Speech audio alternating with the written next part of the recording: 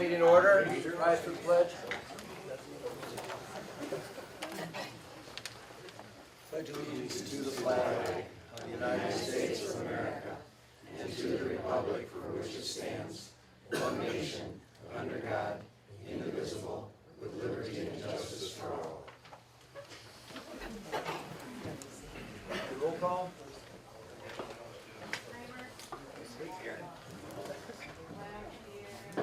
Here.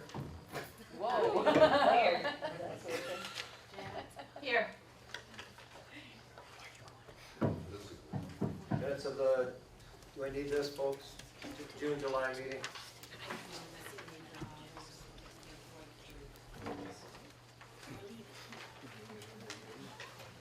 I move to accept the minutes for June 21st. It was the budget hearing minutes. Okay, Support. all in favor? Aye. So, meeting minute from June 28th, which been a July meeting.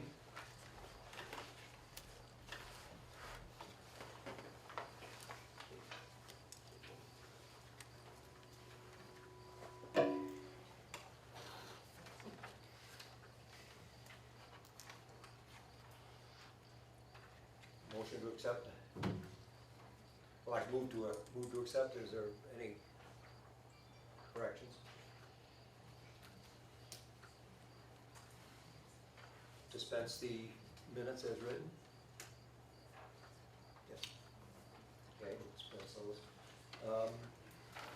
Special meeting on July 13th.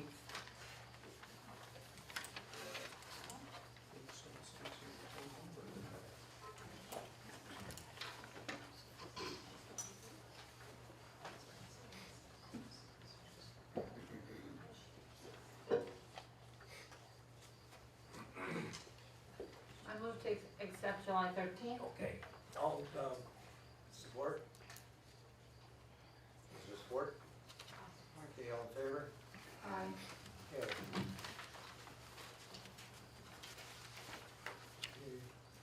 The agenda, anything? We need to add, we've got to put someone on a hiring committee for the assessor, so Assessor? that we can hold those interviews. Okay. Assessor hiring committee. And the item 22. Did you hear that or not? Yep. Okay. We're hiring a new assessor, we need to appoint a committee to interview.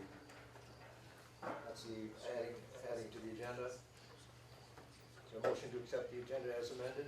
So moved. So moved. Is there support? Support's all in favor? Aye. Opposed? Okay. Public comment on agenda items. Public comment?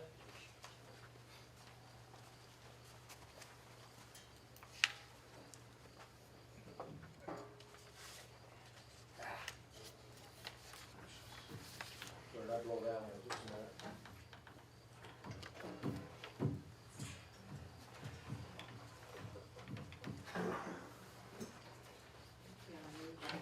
No, I just disappeared on me. I'll have to find it, just a minute, it'll come back. Okay. Do a quick winner. You Adobe?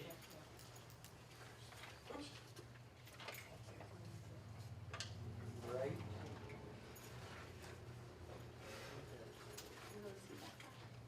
Yeah, here. That's not coming up. Bill Russell. Yep. Yep. Rest in peace. Yeah,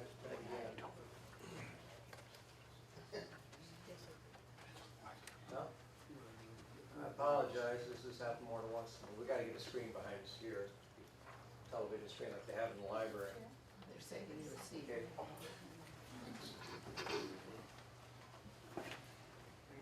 Maria, okay, I apologize. Public comment on agenda item, no comment? Okay, that's closed. Correspondence, we had correspondence from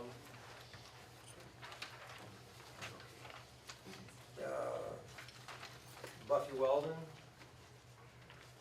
So Certified mail. I would like these read into the minutes, The entire, all of it. I have real concerns about this one. okay, this is response from Buffy Weldon, who's on the election committee for Sheboygan County. To whom it may concern, the Sheboygan County Election Commission would like to respond to the concerns of the attached letter from Jay Reedsma and email from Bob Kramer. Each of the 83 county election commissions in the state is composed of the county clerk, the chief judge of probate of the county or probate court district, and the county treasurer. The commission members are responsible for the following: authorizing the printing of ballots for use in federal, state, and countywide elections, as well as certain school district elections, furnishing specified election supplies, including ballots and forms for statewide August primaries, statewide November general elections, and special primaries and elections held to fill vacancies in federal, state, and county offices, holding hearings to determine the factualness and clarity of the wording used on recall petitions, establishing precinct boundary lines for school districts that are contained within more than one city or township in the event only a school question appears on the ballot, and making temporary appointments to fill vacancies on a township board if the number of vacancies on the township board results in the loss of a quorum of the board. The election commission does not have the authority to decide if a township deputy can run the election on an election day. The deputy of each township is appointed by the township clerk, and when the township clerk is on the ballot, the deputy clerk runs the election. Each election inspector must attend training before each August primary and November general. Please contact this commission or the Bureau of Elections with any further questions. Sincerely, Sheboygan County Election Commission, Buffy Weldon, Sheboygan County Treasurer.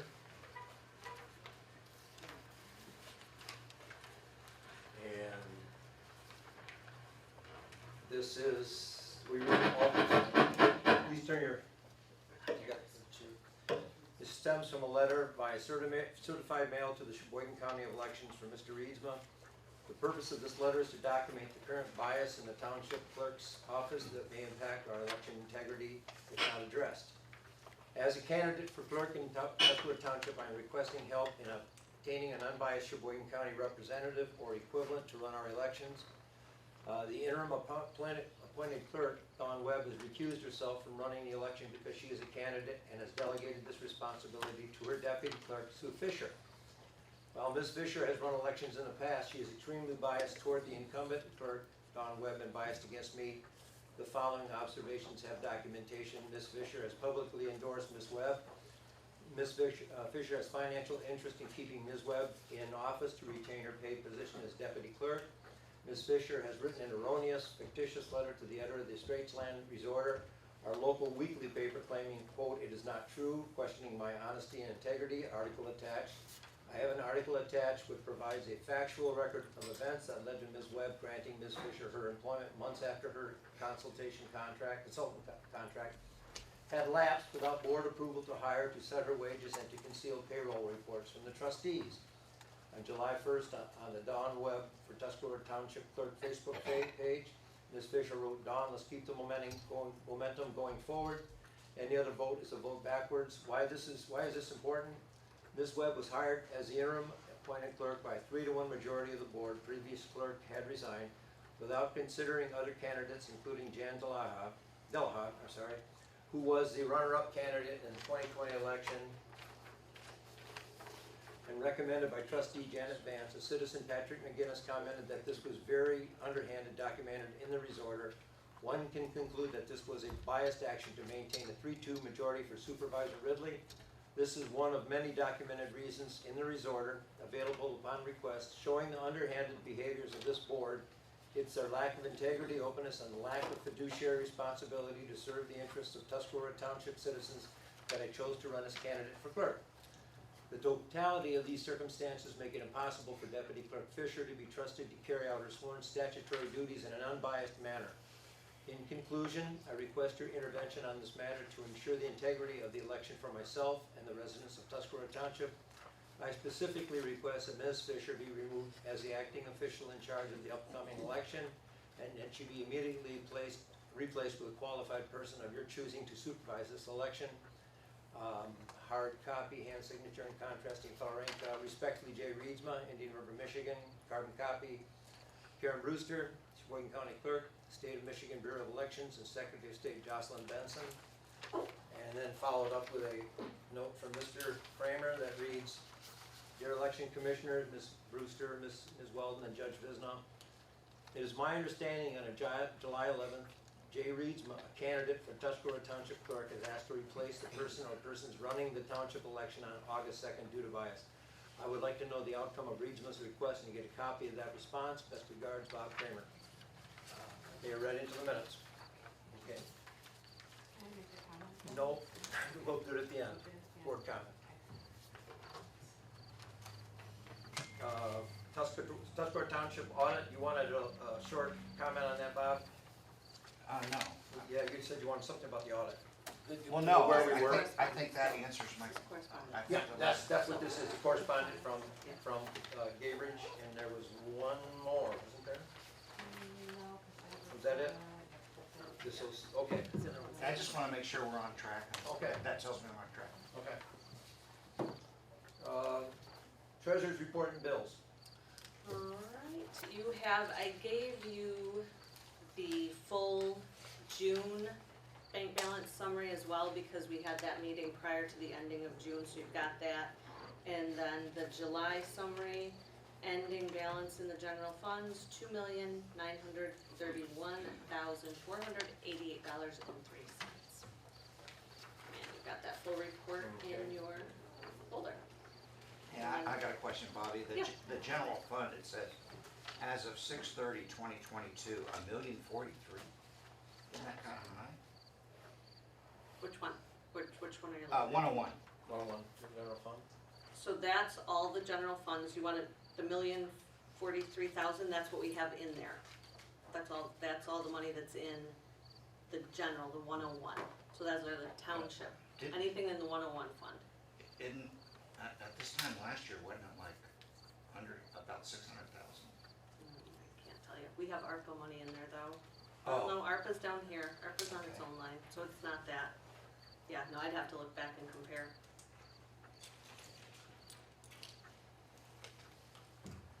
Okay, any- I guess my question was, does that mean that's the available fund balance?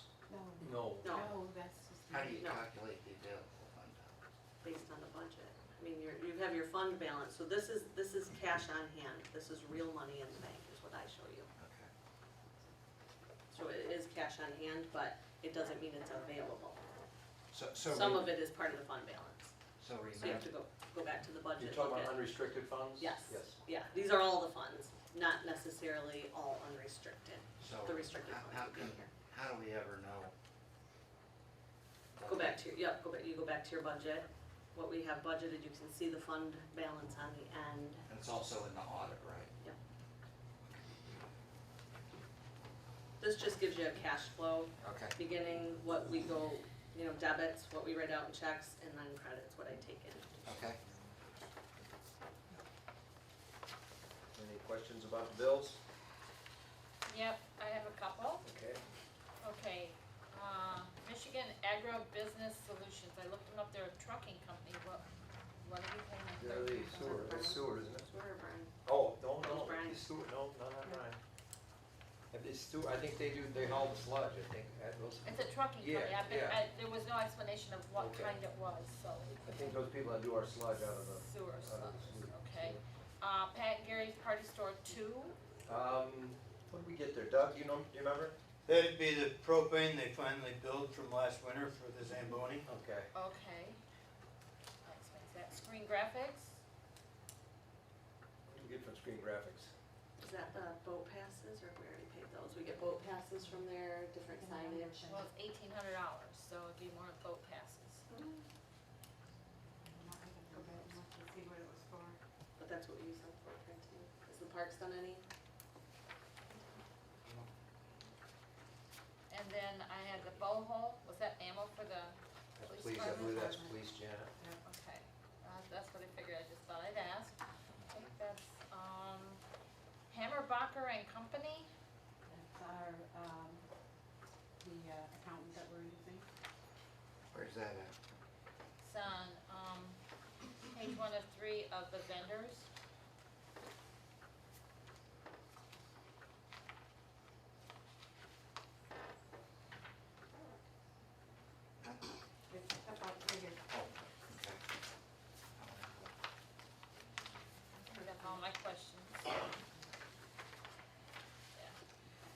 hired this guy? How much was it? We use him when we need him. How much? This is the guy that we budgeted for. I don't have that one document. How much was it? Yeah, you 900. did. It's on the first of your invoice page. Right here. And I don't have any invoice. It's on the vendor thing. Well, if it's $500, we're good. It's 900. 900. Split between clerk and treasurer in some manner. So he's the one that's helping you with the audit and helping you with the BSNA and things like that. Whatever we need him for, we have him come up and. Well, we gotta make sure we don't fudge on that audit anymore, so that's, Fudge.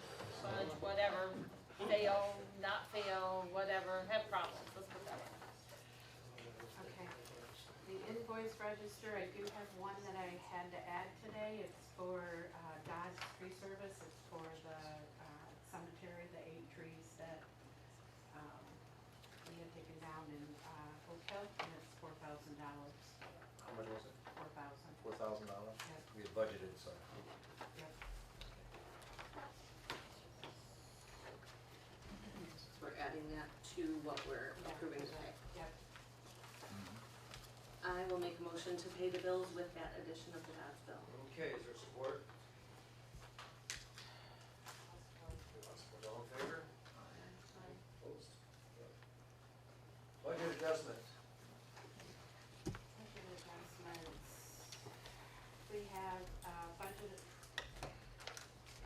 We have a budget adjustment that we need to make for the boat launch. Remember when we did the budget, we set up that new fund for the boat launch. It needs to be kept separate so that we can, the receipts go into that department, if you will. So the budget adjustment is $103,000, $103,782.74 from the 101,000,37700 boat launch fund balance restricted to 101,756,99900 boat launch transfer out. And then once we do that, we will transfer it into the 208 line. How much was it? $103,782.74. Which is basically all the money in there. We're taking it, when we closed the general IMA and put everything into checking, Yeah. we didn't move it into a restricted fund, so we had to get that worked out. I move we pay the bills. The budget adjustment. Budget Budget adjustment, that I'm just, sorry. yeah, the motion to I pay move that that budget, we- we got a couple more Long day coming. Oh, already. you have more than one, okay.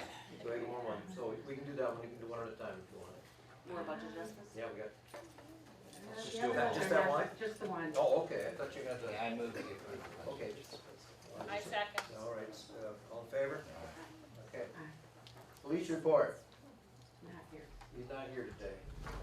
Reports DDA, our next meeting will be next Monday, and stop in, is everybody else from the DDA here besides you, Doug? I know you're not on the DDA, but you come to the meetings. Anything I'm missing that's important? Oh, I know, when are we gonna start the concrete in front of the bank? Hope, he's telling me by the end of the week you will be in town. Start Okay. removing. Yeah, so, in front of the bank, and then also there's a few places we have to finish up, so, but that's basically the big one right there. Right, that's the biggest. Okay. Arts Commission, Doug? Oh, everything's going pretty good. We're in the lull time, so we're getting in some projects. One thing I do wanna ask the board is if I can get a credit card, so it's easier for me to order parts and stuff online. Makes it a lot easier. Some of the parts I can't even find locally. Would that be a copy of Dawn's credit card that she keeps in her desk? Could be another one. Yep. It'll be just. I- It's Jim like a had one library. when I took over, and it was in his name, so they That's just what It'll it be was, in Doug's- yeah, It'll be in yeah. Doug's name, so like the library is, I think Kelsey's name is on. So the- Helen's. Yeah, oh, Helen, and then Gordon has his own. Is there a limit? I don't know what the limit is. There's gotta be a limit.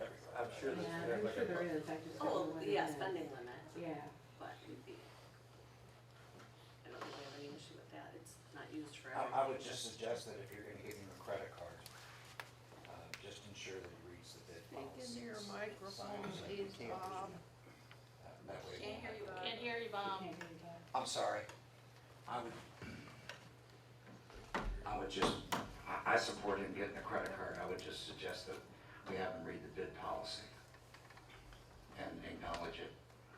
Because he has, he can spend with that credit card, I think, up to $5,000 without having to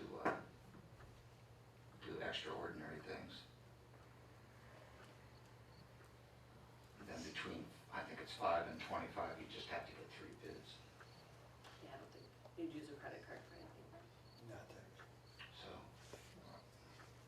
I make a motion to give him a credit card. Okay, is there support? I support. All in favor? Merry Christmas. Oh, don't say that. Planning Commission, Michael? Yeah, we have a request to have a contract approval by the Northeast Michigan Council of Governments. We looked at Becker and Rader, and we looked at NIMCOG, and we voted on having NIMCOG do our master plan. They were $7,600 less than Becker and Rader, and that also includes a survey mailing where Becker and Rader, we would have to pay extra for that. So we went out trying to find, companies that would do our master plan. We went through the county. I know Mike and Dawn had gone through different other agencies trying to see who would want to be involved with our master plan. And we got 2, different companies back, Becker and Rader and NIMCOG. NIMCOG was $16,690. Becker and Rader was $24,290. But after we saw the presentation by Denise Klein, she was very impressive. She also volunteered that she would help us write ordinances if the township wanted to start doing more ordinance. She's very well versed in county and township ordinances, and she was recommended by the county to use. So I'm asking the board to approve the contract with NIMCOG. Can I just add to that, NEMCOG also did Parks and Recs, they did their plan as well, and they did Burt Township, and we talked to Burt Township, and they're very happy with the work that was done up there. Well, the county, they Yes. recommended them too, so. And that's the other thing, the county, Mike Turris wants to work with us when we do our master plan. They want to kind of mirror ours with theirs when we get into it. So again, that's a plus having NIMCOG do ours, so.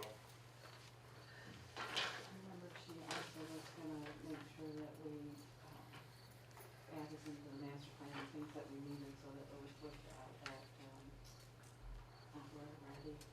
Oh, yes, we're doing the reinvestment ready community through MEDC, and Denise has done this, and she's worked with MEDC in the past, and we're in the process of our community meshing this growth with the master plan and this reinvestment ready community thing that we're gonna be doing with MEDC. So she's had experience in that. I'm gonna make a motion that we accept this, contract and let the planning commission sign off on it. Okay, is there support? I'll support that. All in favor? Opposed? Thank you, Michael. Okay. Library report, Kelsey? Okay, I'm gonna stand up. Hi, I'm all the way back here. So, I'm just gonna tell everyone about a couple events that we have coming up. Our summer reading program is coming to a close this Saturday, so we have an ending party tomorrow for the kids that starts at 1. And that'll have a bunch of games and little things, snacks, activities, things for them to do. And then otherwise, everyone's turning in their activity sheets, and then we'll be accepting those through next Saturday, so see how far ahead I am, so August 20th.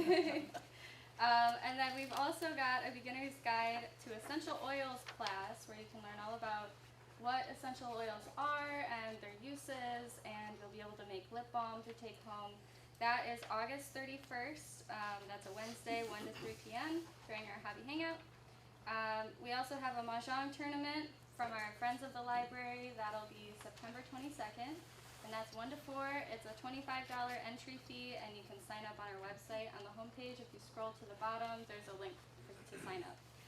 And one more, we've got Wi-Fi hotspots that are available to check out now. So those, you just have to be over 18 and you sign our policy and acknowledge the agreement. Basically, it's a checkout for 7 days, but if nobody else wants it, you'll be able to renew it. So that's everything. Thank you, Kelsey. You're still having the Friday summer reading? Yep, so the Friday story times, that'll continue throughout the school year too. So it'll be continuing to be every Friday, 11 a.m. The kids do a craft or activity after the stories. Looking around here, if you got any grandkids you wanna get rid of for an hour? Oh yeah, that's the place. There was one other thing I forgot to mention. Okay, The first 2 weeks of September, yes, the playground at Co-op Park is gonna be closed. the entire playground? Yep. Okay. Much needed maintenance. Oh, you're talking about the back, the children's playground? Yep. Yeah, The playground will be closed. starting, first 2 weeks of September. Yep. Great, thank you. Library report, thank you. Sewer report, Robert? You have the written report, but I'd like to ask Janet to report on the meeting we had with the engineer and his crew this afternoon. Okay. Turn this on here. Okay, we did meet with the engineer today and his crew. We talked mostly about phase one. They're starting in Columbus Beach area with the flagging. That means they're pinpointing where people's septics are, their septic tanks, their wells, and any other necessary things they need to know about before they start digging. The flagging is the first step of mapping. They're gonna be mapping everything out. They're starting Columbus Beach and then they're gonna work over to this area from Mac North. And so if you see these little flags in your yard or people walking around in your yard, don't panic. It's our engineers trying to figure out where everything is. They'll also be mapping out where as best they can, artesian wells and things like that. So that's what they're going to start doing. This is an essential step to actually getting the actual plans that we're gonna end up bidding out on. And they're gonna be mapping it out where all the pipes are gonna go, grinder pumps are gonna go, lift stations, all that kind of stuff. If you see them out there and you have a question, go ahead and ask. If you're wondering where, maybe you may have a better idea where your valve, what do they call it, the spigot thing, whatever, your tap in is, where you want it. It might not be in the front of your house, it might be in the back of your house. Talk to them about it, let them see what it is. This is what they're trying to figure out, what the best way to do it. Sometimes it's better if they have a whole lot of houses in a row that the septics are in the back, maybe they might wanna put the pipe down the back rather than in the front. So these are all things they're gonna have to take into consideration when they're mapping this out. May not work in your favor sometimes it may, but you can talk to them, they'll be willing to talk to you. So if there's people wandering around your backyard, don't freak out, it's not the next door lunch or anything like that. This is, these are people that are supposed to be there. And so, basically, that's what, phase one is in that process of doing. And phase two, do you wanna take phase two? I just wanna let the other two board members know that we Gotta will. speak up, gotta hit your microphone. I just wanted to let the other two board members know that we will be meeting with the engineer and his crew at each and every week in this room, Wednesdays, 1 o'clock, and you're welcome to come if you have any questions, concerns, or issues.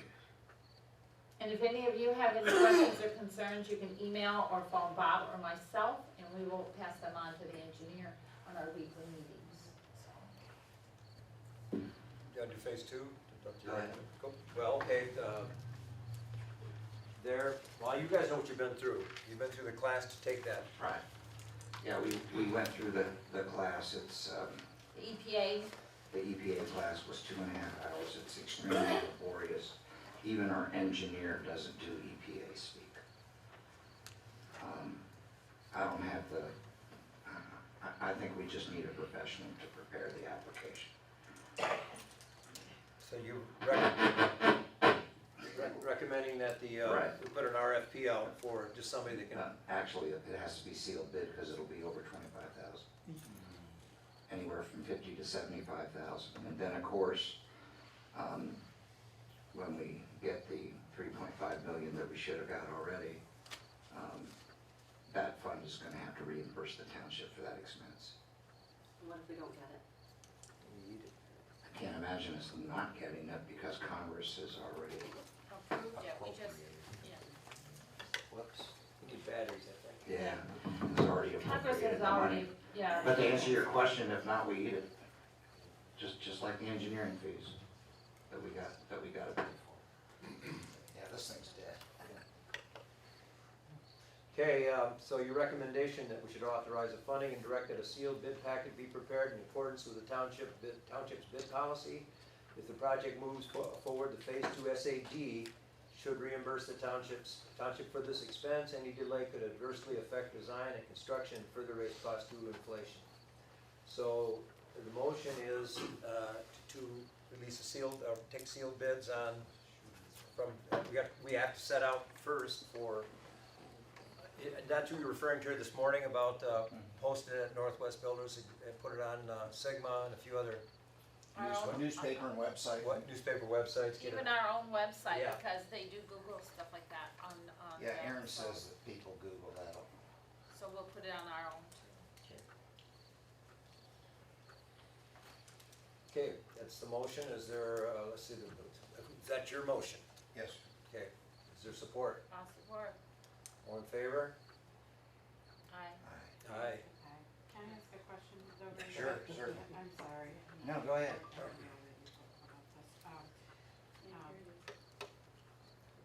Okay, so this, all we're doing is putting a bid package out, right? We're not, Right, just- we're not just- doing, we're not, Right, only for someone to apply for the $3.5 million that's already been appropriated. Can I ask you, Bob? Yes. Where did you get, did they tell you that is $50,000 to $75,000? Aaron EPA? gave me a ballpark estimate. Just for 11-page application? Is that correct? Oh, it's, It's more we don't know expensive how than many 11 pages it pages. is. Okay. I told you just the FAQs alone were 11. Oh, okay. okay, We don't know how many pages. I mean, you know, the USDA application PER was over 200 pages. okay, so, Now, involved in that application is compliance with all environmental protection law, the archaeological study. Financials, Do we have, has someone provided us with the wording for the bid? No, I have to write that from scratch. we won't get the actual rules of the EPA, what they wanna do with these applications until fall. But we have to apply or we don't get the 3.5 that's already promised. So I'm guessing it'll take us, what, 75 to 90 days to bid this out? And then we'll be ready to apply pretty quickly. I would think that falls over on what, December 21st? So we don't know the deadline though for the application? Or No. we have There enough is time no for this? deadline. No deadline, okay. There is no deadline. The only deadline is, as you know, with today's inflation, the longer we wait. Okay, so this is Oh, just. and there is one other consideration that we should talk about. In our meeting today, the engineer made it very clear that there is a $900,000, is that what he said, Mike?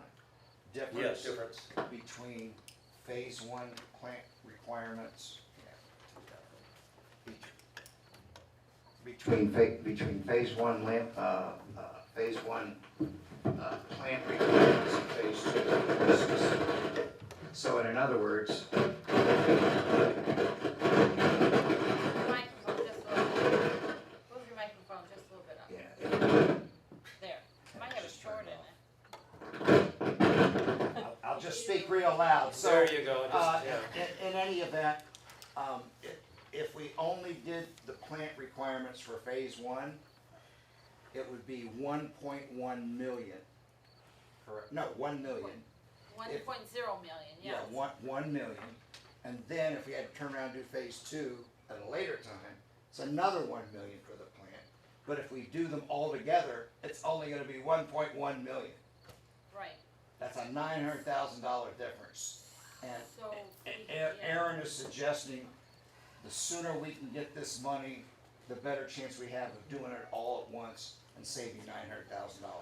He is going to make application for the permits for both phase 1 and phase 2 at the same time. He says it doesn't make sense to do it any other way. but we're trying to consolidate, if we can, the two plant infrastructures at the same time to save $900,000. It's gonna be tricky, okay?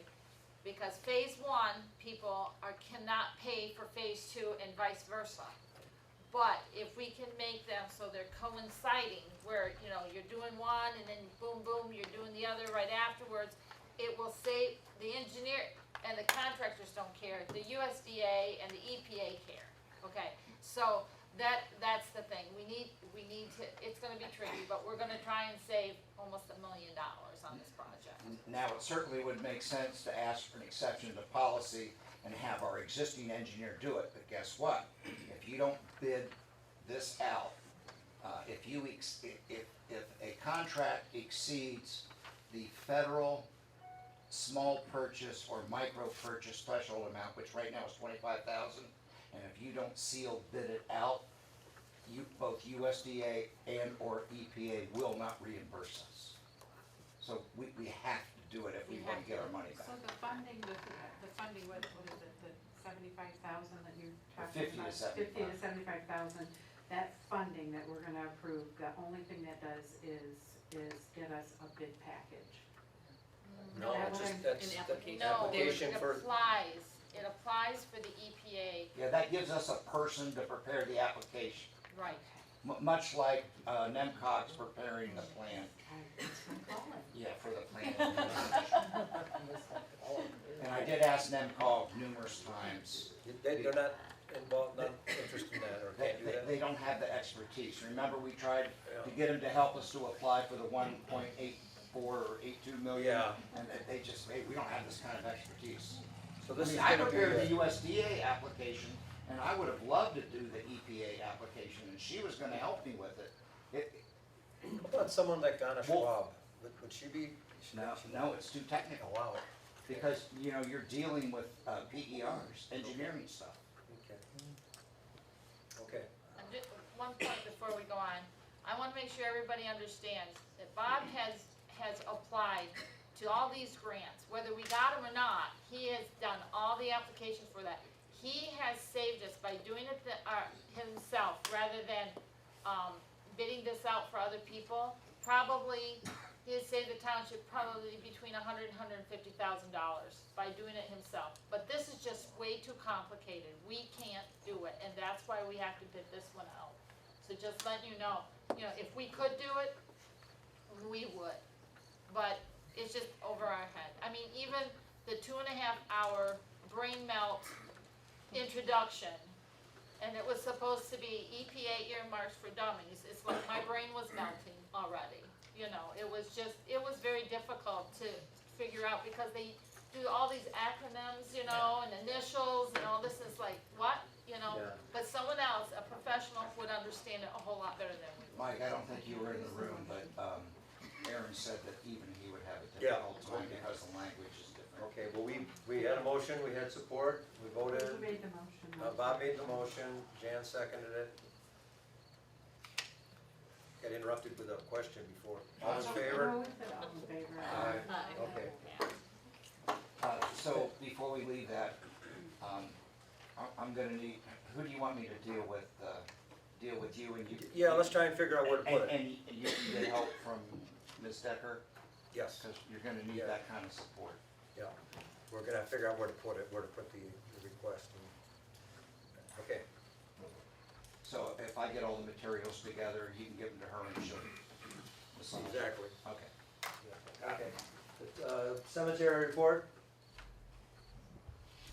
Following up on resources I asked for in a letter to the board, I would like to subsidize the purchase of an F3 Office 365 license so that I can have a sexton at TuscaroraTownship.com address.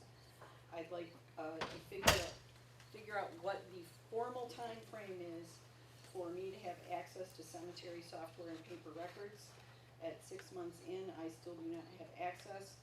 And I'd like to know what the plan is for getting financial data related to cemetery expenses. Thank you.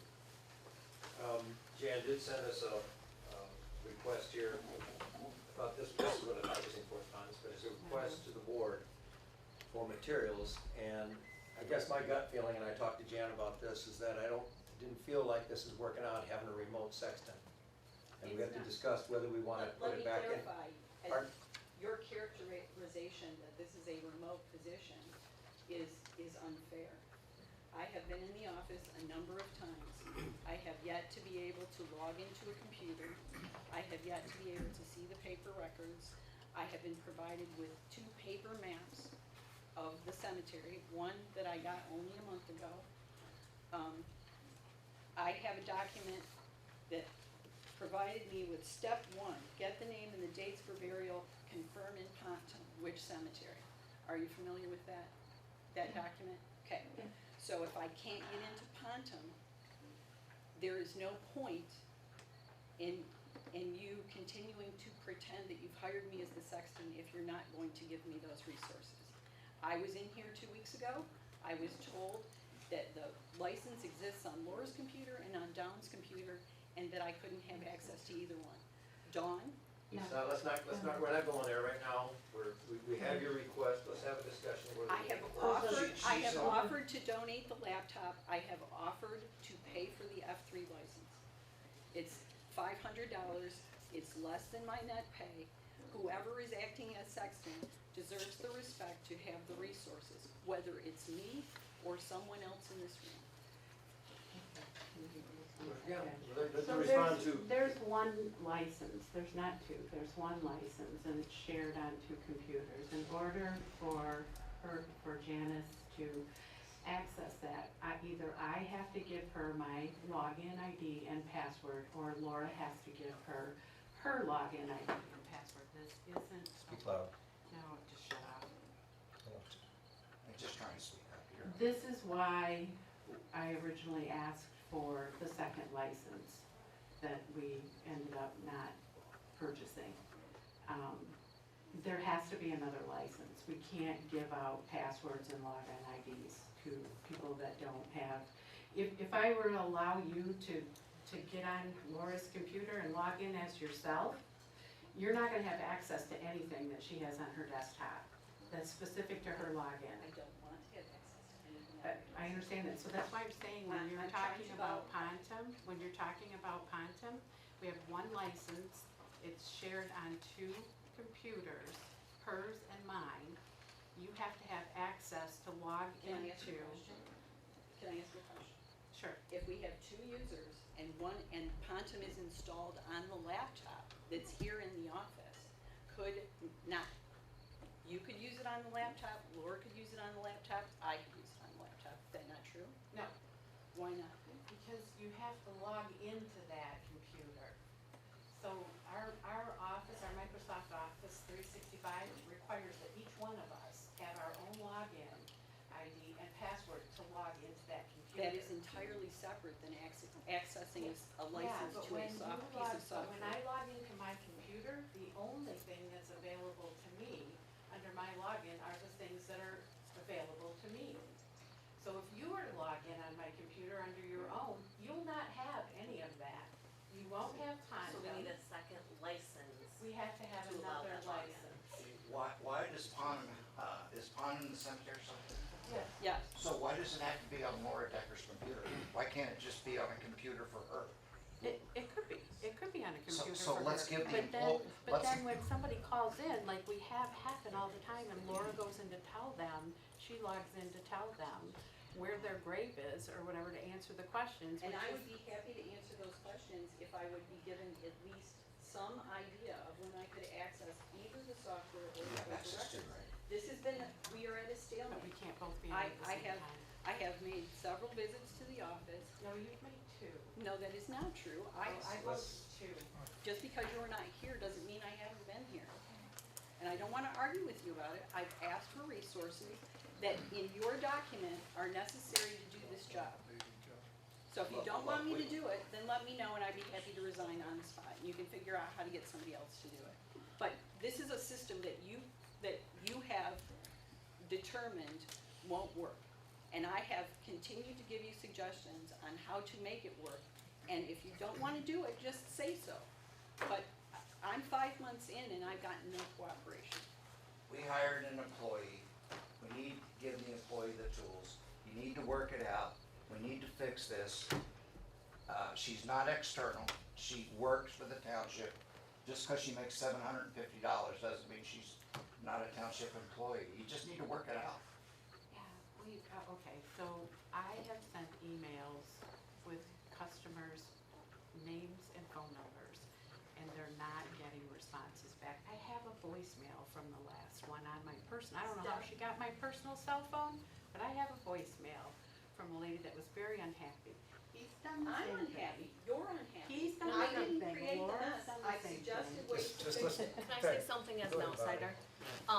I've kind of been sitting back in my space, watching what's been going on around me with the cemetery. And I have heard Bruce come in and say that the communication isn't there. And I've seen customers come and say, I tried that number, I'm not getting a call back. And if you don't have the tools to support the customers, you didn't decide to say that until tonight after Mike said That things is were an it. issue. That is not true. Because I haven't heard you stand up at any other meeting and say, hey, I don't have software and I need software. It shouldn't take 5 months to properly put yourself out there to get the job I'm sorry, done. I didn't think it would take coming to a public meeting and calling you out in front of everyone to get. Well, you're not calling me out. You're not calling Because me out. here's the thing too, is there's 5 board members and you answer to the board. We had you answering to the clerk, so it would be a one-on-one, at least that was my motion, to have it be a one-on-one so the two of you could work together, because the two of you have to work together for this based on a resolution that the township has. So clearly, neither of you are comfortable working together. That is absolutely untrue. Well, I've heard you make comments too, so I'm giving you my perspective. The way that it appears to me, sitting in my desk, is that the two of you are not comfortable working together. So, and then Bruce isn't comfortable working. So we've got an employee issue, in my opinion, and I don't know what it stems from, or where it comes from, or what it is, but it's not working. We have people coming in, we've never had people coming in saying, I don't get my phone calls returned, I wanna bury my, wife this weekend, and I can't get anyone to call me back unless I call this office, and Laura, who has half of the information, who isn't doing this job, not on her task list, is trying to help them. Mike, I walked in the other day, Mike was with people. He doesn't have anything to do with it, but these people were upset. So And I'm that's my concern, that was my Because concern I've been set before up. about it not being someone who sits here when the office is open. That whole, and you're not gonna come sit in the office for $700 for when someone comes in. So it is a duty that I think it should stay with the clerk. I think that we should fix our resolution and the clerk should be the sexton and work with our gravedigger. Because So then there is. all of it's there, it makes sense. I don't care if the clerk doesn't wanna do it. It makes sense, it works, it's what other townships do. And we have people upset. We've tried to do something different and I don't think it's working from my perspective. So that's all. I think it should go, as I thought before, it should stay on the clerk's desk. I know it's not a statutory duty, but I think we all try to work together here to get it done and people are not happy. And Well, that's not I good. wanna thank you all for the opportunity. I had lots of inference and speculation about how things worked in the office. I've learned a lot about how they work in the office, and I'm done. I'm done. Thanks. I think we need to make a better try at giving the employee the tools necessary to do the job, and Well, of course, there's And- gonna be and people work- being and- upset. The sexton doesn't have the tools to do the job. It's like telling Doug, go out and mow the lawn, but you can't use a lawnmower, don't wanna use a lawnmower. Doug would say, hey, he would stand at that door and go, hey, I don't have a lawnmower. I'm not moving till I have a lawnmower. We have a We're all policy that adults. says an open door policy, that she followed the protocol, not even knowing that she was following the protocol. If you don't get a resolution with I'll read it to you, right here. It's an open door policy. Let's see if I can find it real quick. Here it is. employee handbook. It is Tuscarora Township's desire to provide good working conditions and to maintain a harmonious working relationship with our employees as well as between employees and management.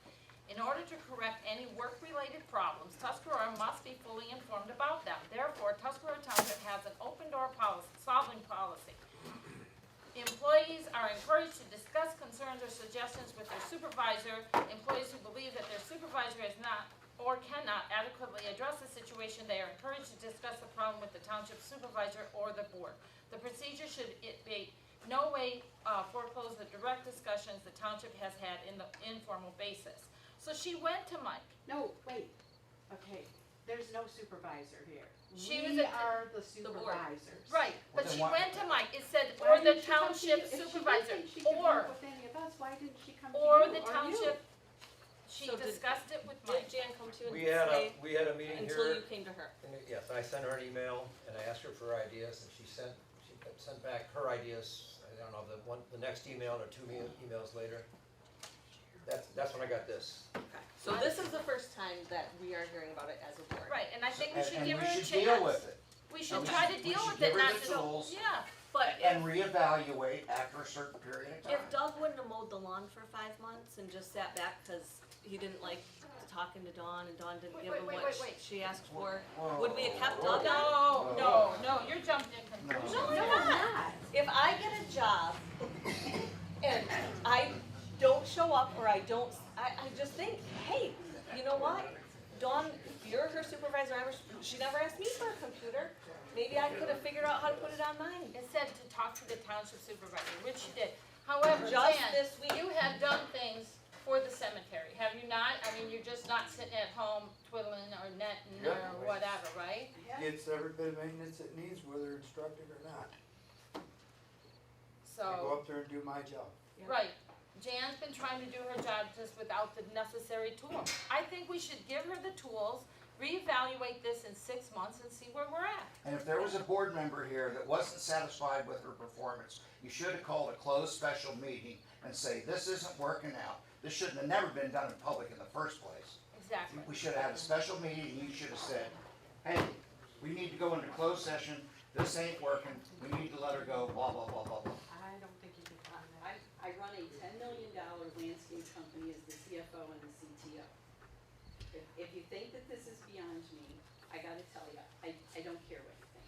I don't think it's beyond you, Jan. I think you don't have the time to do it, and it's falling back on the people in the office. When I come in here and I have no access to either the software or the records that are in your office, I could solve this problem in less than 2 hours if I had the ability, both the authority and the responsibility to fix it.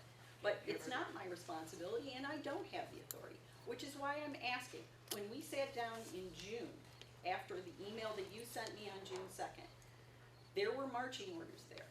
I did my part, I still don't have access. So, excuse me if I quit calling people, I could call Mrs. Smith and say, hey, be happy to help, but the office won't give me access to the records. Is that what you wanted me to tell people? So all you had to do was walk in. When Mrs. Smith calls you, I have walked get in. the information, come in during the day when we're here.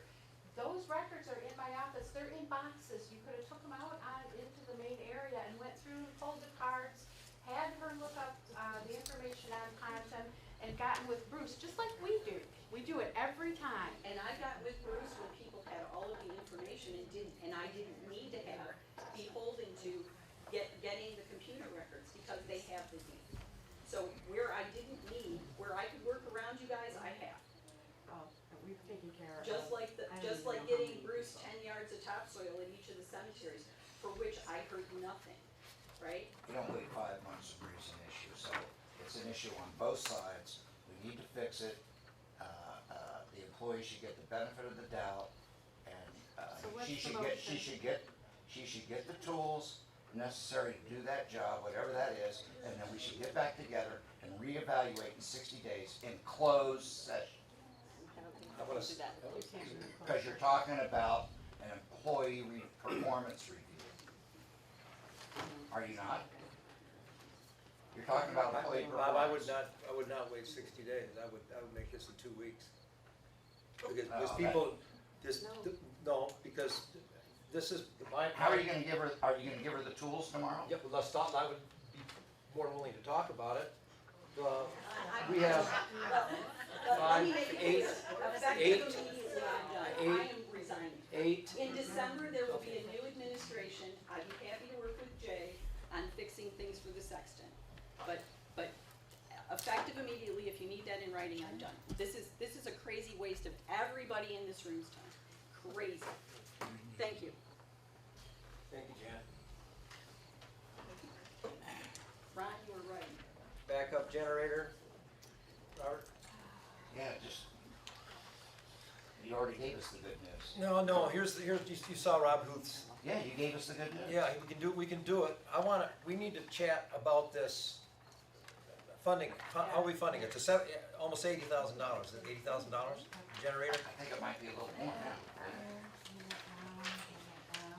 Well, she's off maternity leave, we can give her a call. My worry is, I mean, we'd have to, 50% of it, we're using the project as the match money, right? And then this grant money can pay for 50% of it, from the 1.8? The match money is the money coming from the SAD. Right, that's our match money. Right, and which is what, 3-point-something million, right? Yeah. We have that, using that as 50% of match Yeah, money. whatever the loan amount is. So, okay, so then 50% of that comes from that 1.8 million, right? I'm sorry? The generator will be paid for, we're using, is 50/50, right? The match money is the SAD? No. No. You can spend 100% of the money as long as you, you can have them pay for the whole thing because it's 50/50 by project. But we can certainly get on the phone tomorrow and call her because she's off maternity. Hardesty? Right, and Okay. she made it very clear before she left, don't let the 50% fool you, right? That, it's 50% of the match. So in other words, out of the 1.82 million that we're getting, we have to have a project that is at least double that. Right, And ours is almost triple that. all right. So, the only thing she wants to do is talk us through the first time. Let's you and I have a talk with her, because I mean, I'm still, you know. Sure. I feel Sure, good about she phase should- one. She should be up, well, you can't take them, it's only about phase one. Right, I feel good about it, but I'm just saying, that's, we can't use. So it's my understanding that the pumps,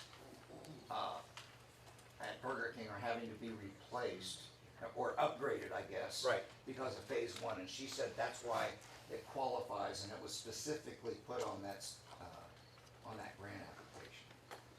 But we can call her tomorrow. So this is the generator bid, right? Right, So the last meeting in the minutes, and that's, I took a snippet out of the minutes, we had two bids, one from Tanner, one from Windmiller. We said we would go with the Tanner bid, which is $76,700.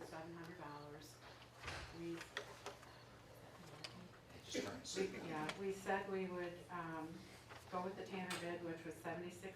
It was we would have to spend an additional $5,500 to $6,000 for, The gas parts line. and the gas line, et cetera.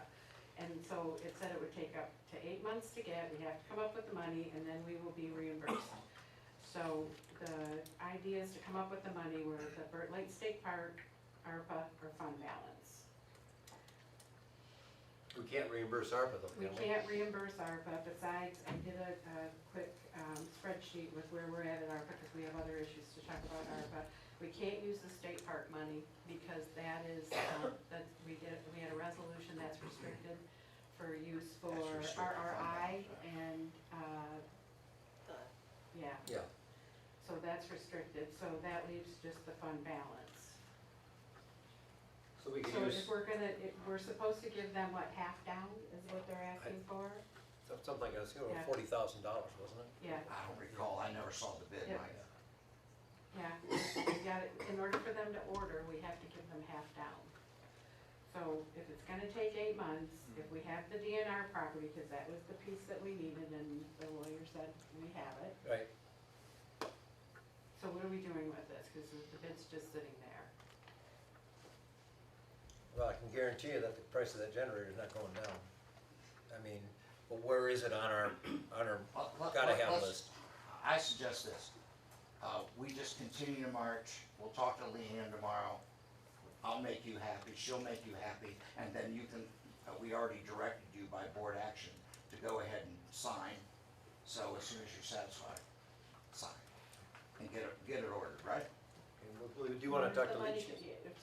It's gotta come from the general fund. It's gotta come out of the fund balance. Fund balance, fund balance. So in front of you, I gave you, even though Well, I I can't, have a question about that. You're the sewer wizard, can we use, because it's gonna benefit, the existing commercial system, can we use any of that money? Okay, all right. Yeah, I don't think so. Is it possible to take out a short-term loan? No, it's not Balance? necessary It's not because necessary? they will reimburse us very quickly. Okay. They said that they will reimburse us within 30 to 60 days. So yeah, we'll be okay with fund balance Okay. then, All right, fund balance. Isn't that average when you're doing state stuff like grants? as long as we get the right paperwork in. okay, so is there a motion to use the money from the fund balance? I'll make that motion. Is there support? I support. And all in favor? Aye. All right, thanks. Generator done. So we gotta schedule the concrete guy for a pad, 5x7 pad, right in front of the lift station at Burger King. Okay. Will it have to have any extra foundation to it other than the pad? It's gonna be up to them, I don't know. He is going to build, he's gonna, in the bid, he said that he has to build a short wall to hook the gas meter. Yeah. Okay. Right. Okay, building repair. We're talking about building repair. Yeah, the fascia. Okay, we have a quote of $18,795, so I gave you guys, that was, ARPA, that was in our ARPA. Right. I gave you guys each a copy of this report I generated. We have, received $306,493 in ARPA funds. So we're done getting ARPA money, that's all we have coming in. You can see the expenses, and that is, I have a column for what we've already paid for, what we've committed for each one of those items, and then the balance left that is committed. So premium pay was $27,128. We're balance left zero, we already spent that. Building improvements was $65,000, we've spent $715, so we have Okay, so $64,085 let left. me ask you, what were we gonna spend the remaining? The 64, Yeah, that's down here, projects approved. okay. Oh, So you've got got it. building fascia, step to the river, changing table for the bathroom, air handler, handicap door, and the defib equip. Yeah, we have to do the hand, so when are we gonna do the rest of these? Well, Are we it's, getting that's enough money? Doug and. Schedule, I have something to bring to that, projects approved. Go ahead. Wait, can we just get through Yes. this? Yeah, all right, go ahead, go ahead. Okay, and so, as of right now, the balance, the remaining balance out of the 306, after what we've spent and committed, is 151,000. That generator, if we were to pay for that out of this, it's gonna leave us with 69,000, but we already said we're not going to, so we have $151,000 left One, that's not committed. okay. We need to keep track of this, cause we tend to start spending money like drunken sailors, and I worry about overspending this. Well, we have 151,000 that's Right. uncommitted, so, and we have no plans to spend it, so it seems to me we're good. So Mike, can we get the building fascia done before? Well, that's Casey, Casey has given us the quote on that, he's doing the steps to the river. And as you do these jobs, you find out sometimes the county wants a permit, an engineered plan, Yeah, and I have another confession to make. uh-oh. I thought we had, well, can I throw you under the bus with me? I was right there with you, so was Gordon. We thought we thought we'd approved the seal coat, so we had that done, under ARPA. I think we did approve this. No, we didn't. We looked back at Well, we sure talked about it. I know. We did, but you pulled it off. was not on your, it wasn't gotta have, it wasn't on the gotta have. Oh, okay. So how much was that? 4,000, a little over 4,000, So wasn't can we just prove it now? it? Please? I make a motion to approve the seal coat in arrears. I'll second that. All in favor? Aye. All in favor? Okay, thank you guys, thank you. Thank you, Doug. So now, so do we take 4,000 off of it? Well, you've gotta get the exact. Yeah. thing on there. I got it, it's $4,128.40. No, but do I subtract that from the 151? Yes, that's coming out for 151. 4128, what was the change? 4128.40.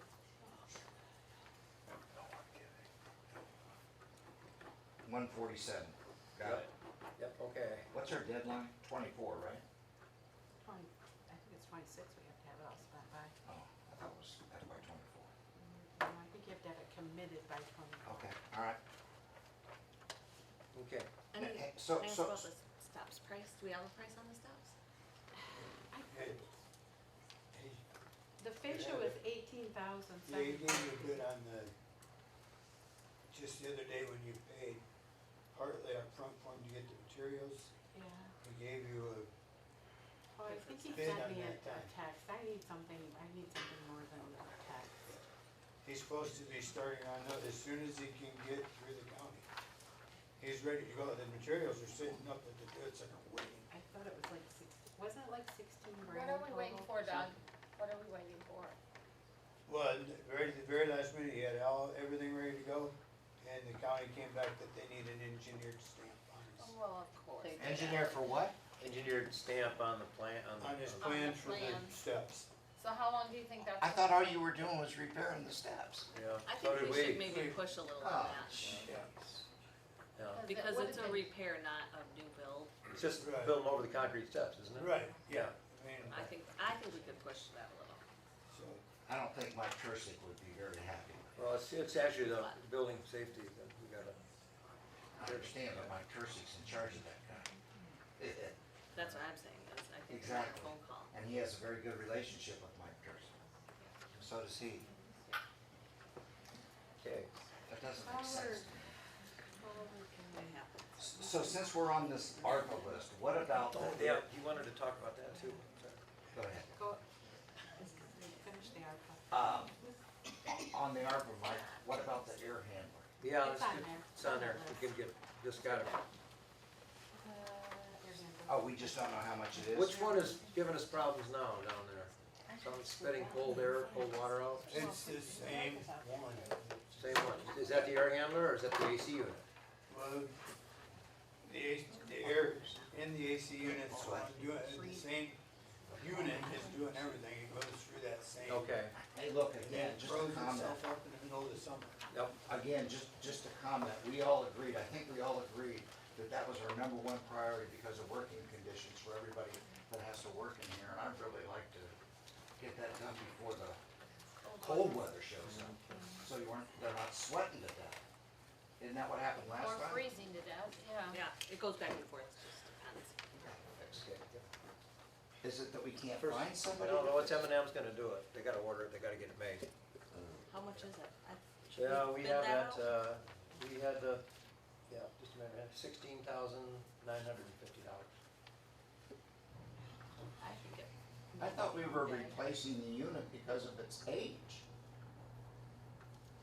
No, it had its innards, switched out probably 4 years ago, didn't it? Remember when they were down there? they, But I it feel just, like it's we've been- never worked, and it's there, we've had that 2-3 times a year. I mean, I just don't wanna keep throwing. This will be a new unit, this will be a new unit. should we And get a I bid on think- that though? I We think got two changing bids. We got contractors two is bids. gonna be better too. What's that? I think changing contractors is gonna be better, I'm not happy at all with Yeah, with Traverse temperature City control. Climate Control or whatever they are. Where are they from? Traverse Traverse City, they've been City. a nightmare, and Scott referred us to them, cause Scott couldn't do it in the beginning, and so Well, he sent you us better- to these guys. You better call Scott and say, hey. Well, It's your I think fault, Scott fix it. knows. Well, we got the people that, temperature control gave us a bid, Mhm. and then M&M's given us a bid, so. we can get going. So it was how much, 16K? 16,000, and what is that coil there? Does that go in there too, the coil? Yeah, Yeah, that's because another 28.65. That's what froze and broke last winter, and the guy came like 2 or 3 different times, and every time just did not. Is M&M willing to fix it before, say, November? They've been in here working on it. I mean, we've gone to calling them more often than temperature control. Yeah. I That's just don't first, wanna put first people call in the morning. through I'll call M&M. It's not And keep acceptable. wasting money, that's what, Yeah, when the I service sign those calls are checks, it not makes me cheap. sick Service to my calls are stomach. not cheap. So are you confident, Mike, that this is gonna solve the problem? No, no, I mean, my experience with the whole AC, HVAC system here, from the beginning, I mean, it's never been quite right. What's Scott say? Scott, I think he probably on the same page. So what's the solution? Well, if you one coil, we thought redoing with temperature control downstairs was gonna fix everything, and it didn't. But didn't you tell me some of that stuff's 20 years old? Some of it is. Help The me. unit that's given the most problem is the newest. Yeah. The It's newest been pieces. totally redone, and it's still giving Yeah. problems. And it's, Bob, some of it's ridiculous. I There's a know. damper that wouldn't close, so cold I air was know. coming in and it froze everything.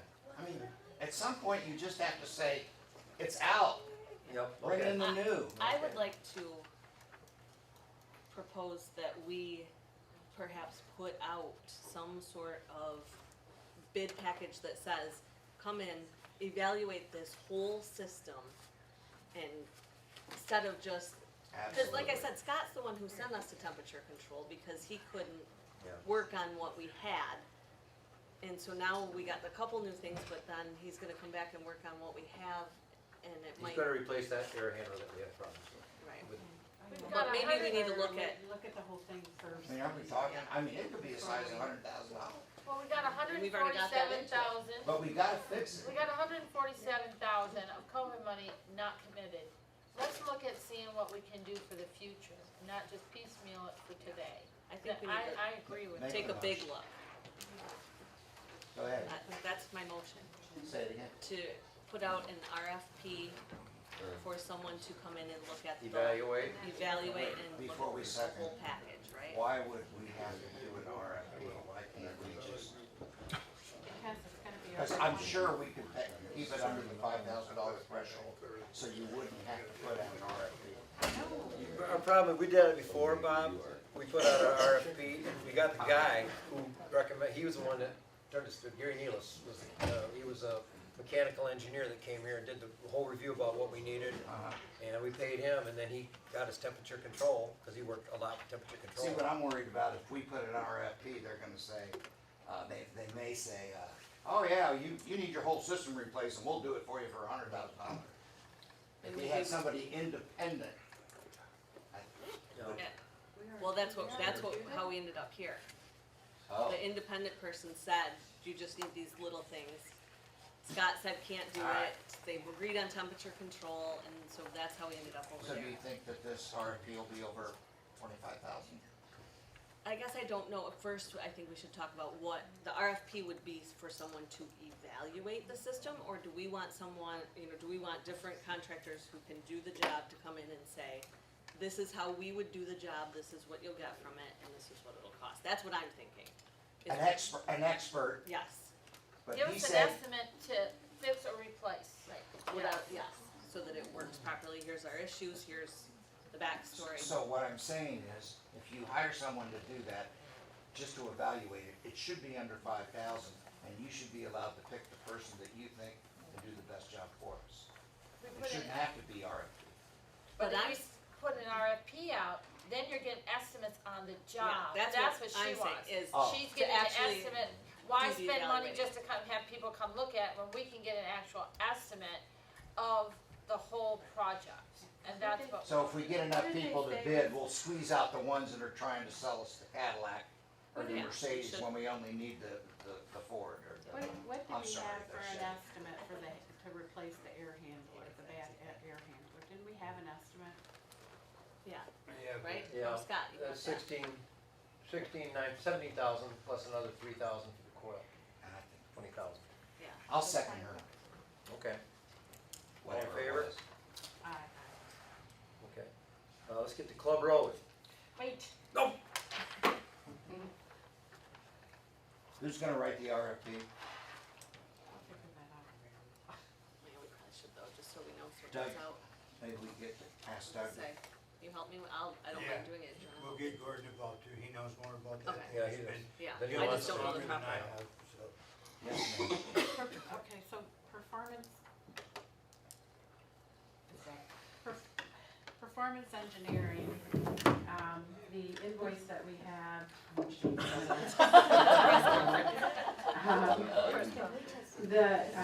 Oh my God. The invoice that we have for the first installment for performance engineering is $51,195.50 that we have to pay. That's, It's yeah, coming. of the 783,000, yeah, that's all. So. That's for phase one and two. Is No, it? It's 375 per phase. Oh, the total, but this would just be going towards phase one right now. Yeah, that's phase one, because we haven't Yeah, this is approved. just- Yeah, yeah. he won't bill us for phase two. Okay, so, Yeah. we need to figure out where this money is coming from. So somebody said state park, and we already talked about can't come from state park. And then somebody said ARPA, and we No, you can't can't do reimburse that, it. so No. we can't So do it has it to come that out way. of- So it's gonna have to come out of the general fund, and what needs to happen is, we need to set up an enterprise fund.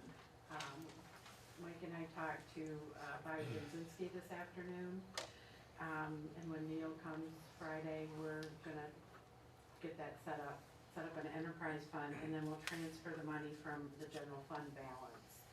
Is where it's gonna have to come from.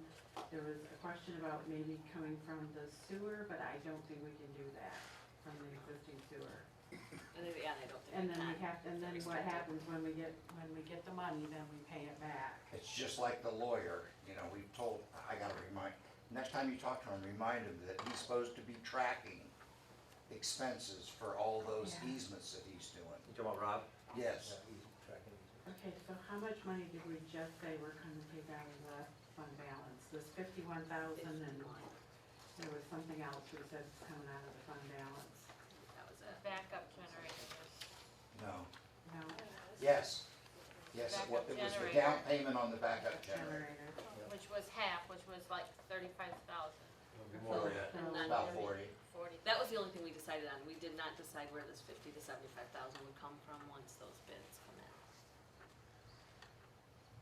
But So we got 50 here, 50 for phase two, and 40 for the generator. Okay, guys, we're spending money more than we have. Well, we have a healthy fund balance, but it still Yeah, makes but it. we're yeah, supposed to keep that will Just- put us into audit trouble if it Yeah. doesn't get back in there and shit. We I need to thought open the up threshold was 13%. So for this, I need to open up, we need to open up an enterprise fund, and I need to move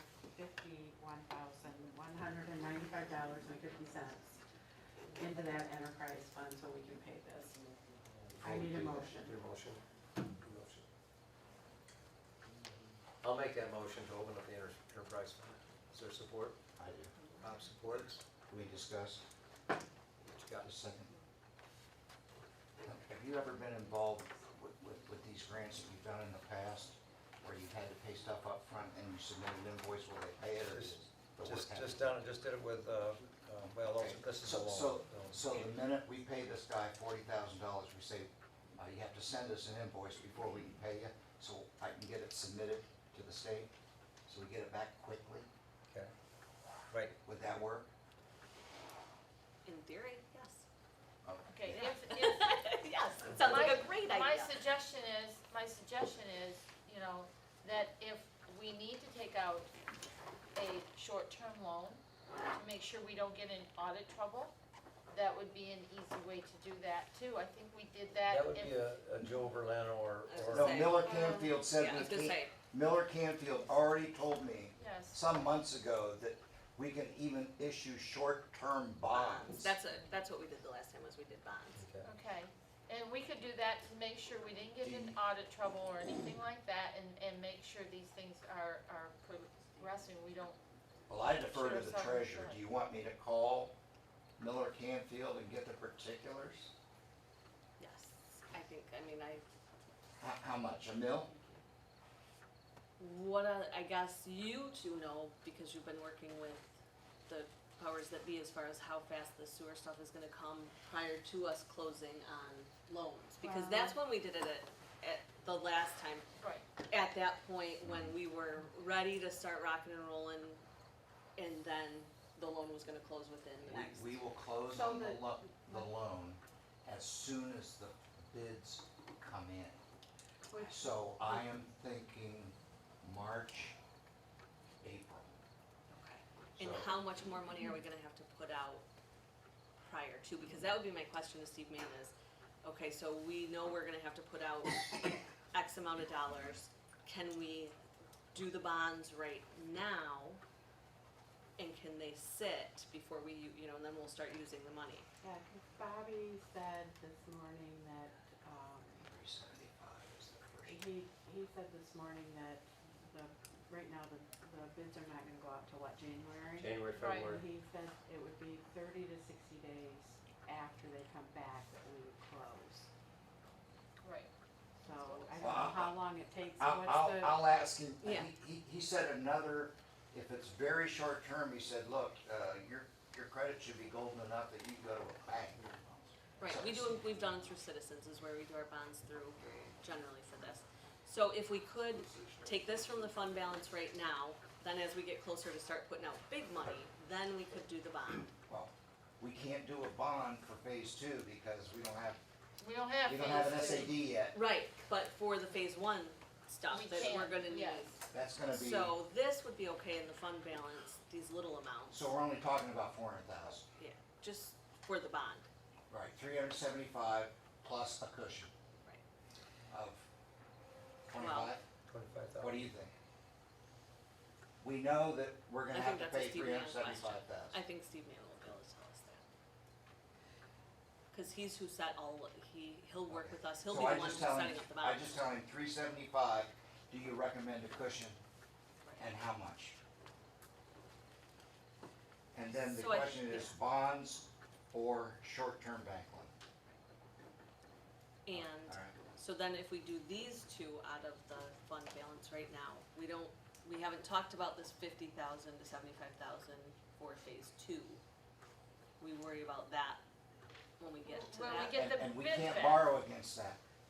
We can't borrow against phase two. Right, but if we then get the bond, pay the general back for these two things, And we'll have the money. then we'll have the money to do that. Okay, so Right, should and I then- ask So, for? and that puts us out without having to get a bond right away and having interest and, generating fees. So we can do these two right now out of the fund balance, talk to Steve Mann, figure out the bond or loan, Uh-huh. and then by the time we get to that phase two, Right. we'll be able to put that back, use that there. This So do you want me EPA, to go from 375 and add 50? I think whatever Steve thinks. No, you just brought up the 50. No, cause we No, can't. 'cause what did we Okay, get there? got it. Yeah. All right, see, because the EPA Understand. application, we don't even have the guidelines Right. for it. I got So, it. But this This 50 would could, get we would pay ourselves back when the money comes. Right. Right, exactly. So- So do you need a Okay, so- motion, Plutt, to pay the Okay, so invoice? Wait, what I have is, you made a motion to set up the enterprise fund. Bob seconded. That's what, yep, and Bob seconded it, and that's if Neil agrees, that's what we need to do, so, all in favor? Thank you, man. We gotta We move got on. oh, Okay. And then the so then we need another $50,000. motion. Yeah, Yeah. $50,000 is, we're gonna take it from the fund balance, that's my motion, we're gonna take it from the Okay, fund balance. support. General fund, I support. All in favor? Aye. Okay.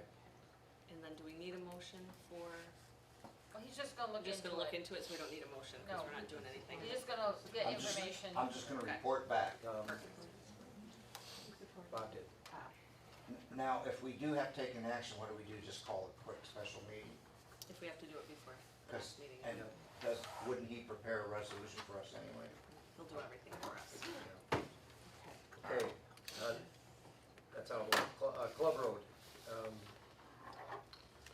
There's been a lot of, that one section of Club Road, I think we should look at using some of the ARPA money for that. And then adjusting it, so probably, it was 137,000, 138, I imagine now we could probably count on 150,000.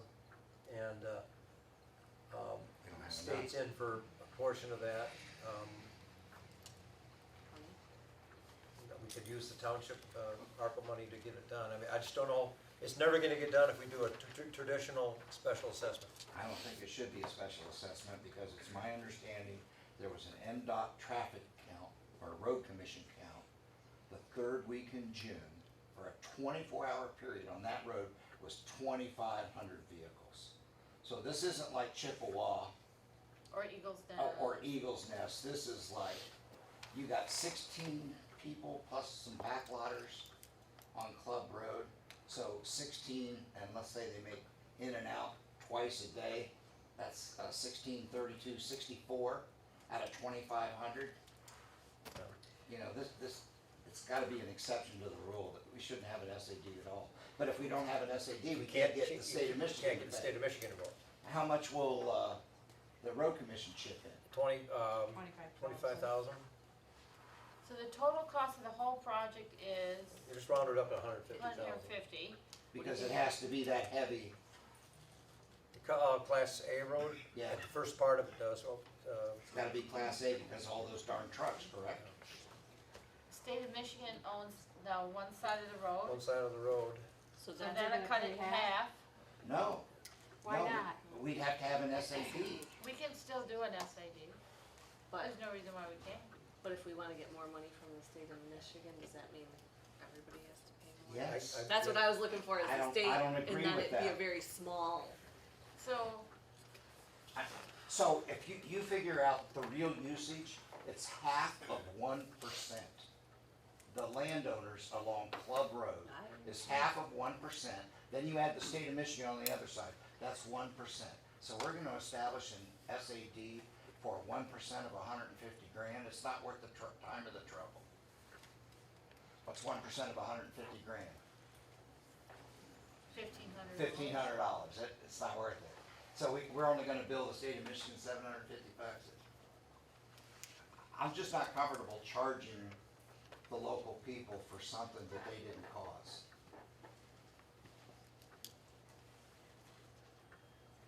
Like on my road, I should pay. But, you know, these folks are everybody going to East Mullet Lake, I mean, The marina, the Well, marina park, all that, you know. We can reevaluate it and look at it if it was $500 per household. I think that would be reasonable. Then we could say to the state, this is what everybody's paid, it's a sum total of 500. Well, I'm sorry, Bob, because I just, you gotta start somewhere. if you just say we're gonna pay $150,000 to get the road done with the 25,000 from the road commission, Uh-huh. it's, you know, I mean, it's just a monster amount. I mean, I would like to see, my feeling is that, you know, there's still a direct benefit to everybody who's on that road, and, well, it is. There is. Oh, Yeah. It is, but I just wanna be fair. I wish we could do it straight out, but it's, Well, let me ask you this. You wouldn't be able to do this till spring anyway, correct? well, I wanna get going on it if this is what we decide to do. Yeah, but you still couldn't get it done until after the freeze is over, correct? Correct. It would So still- could we get a You want- more up-to-date estimate? Yes, the road commission just hired a new engineer, so we can get these And things then, you know, going. say, hey, when can you give us an estimate and present it at the next meeting? You know. Could you also do me a favor? Could we also see what the 625 feet in Navinoy is? I think we already, I'll get it up to date now. It isn't up to date. Because that was gonna be paved originally, but you all ran out of money. Wasn't that originally proposed for Marina Park, Not that I way back in recall. the day? Not that I Sally, recall. Sally, No, it's, didn't you tell me at one time that, the original plan was to pave Navinoy, but we just didn't have the money? oh yeah, when the bid came in at 900,000 instead of our 458,000 grant, that was one of the things that was cut out. Yeah. But River Street was also, no, I think we paved River Street. We did, Well, maybe you could just, yeah. for the heck of it, ask. So can we also then maybe do a little mock-up of what it would be for property owners, what If you reasonable just, to you start set up, somewhere? I mean, what is Chippewa Beach, is that 22 or 2,500? ended up 25. being, 25? was it 25 for back ladders and I then. thought there was a I cost thought for it was both. 2,000 For the and then front. plus your front foot. That It was was a cost. 150 a front foot, so it was 2250. 2,050. And then it was $150 a front foot. Back ladders paid $2,050 flat All rate. of us. Are there any back loaders over here? Just There's a two. few. Two. Victor Drive, I mean, do we count? Well, no, they're out, I think they're, That's Scott, all. are they past Irish Canal and all that? Harbor Logic's back there. Yeah, they're on, but the Yeah. Irish, They would no, that's on the new part of the road, isn't it? Burger King would have to pay, correct? Correct?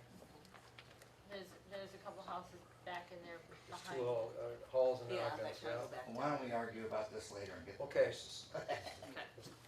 See what we can, okay. The Club Row is tabled, but we're moving forward. Okay, airport, we're gonna switch from a utility, general utility to a basic, is that correct, Andy? You don't know him, this is Andy Bowman, he's the manager of the airport, and I should point out also with us is Chris Kinswater, used to be the manager, so, we're all here tonight, go ahead and tell them what we're doing. The reason for this downgrade basically is to save money for the township, which is something that's rare tonight, but, everybody else You wants need more. more editorial comments. No, I'm not just talking about teasing- you guys, just I'm talking teasing about, you. anyhow, I had big handouts for you, way too lengthy. This is essentially the difference. This is a basic runway clearing zone, Uh-huh. okay? The Is that- is basic that the big runway hill? clearing zone is straight lines. The general utility is trapezoid, Okay, okay, to a mile out of trees. And in the pictures that our new inspector took of our approach, these, and I have a copy of this for oh, everyone. the big hill, Um, okay. This is the big hill on the That's east the end. one you showed me and Janet, right? Yeah, yeah, and this is the line that,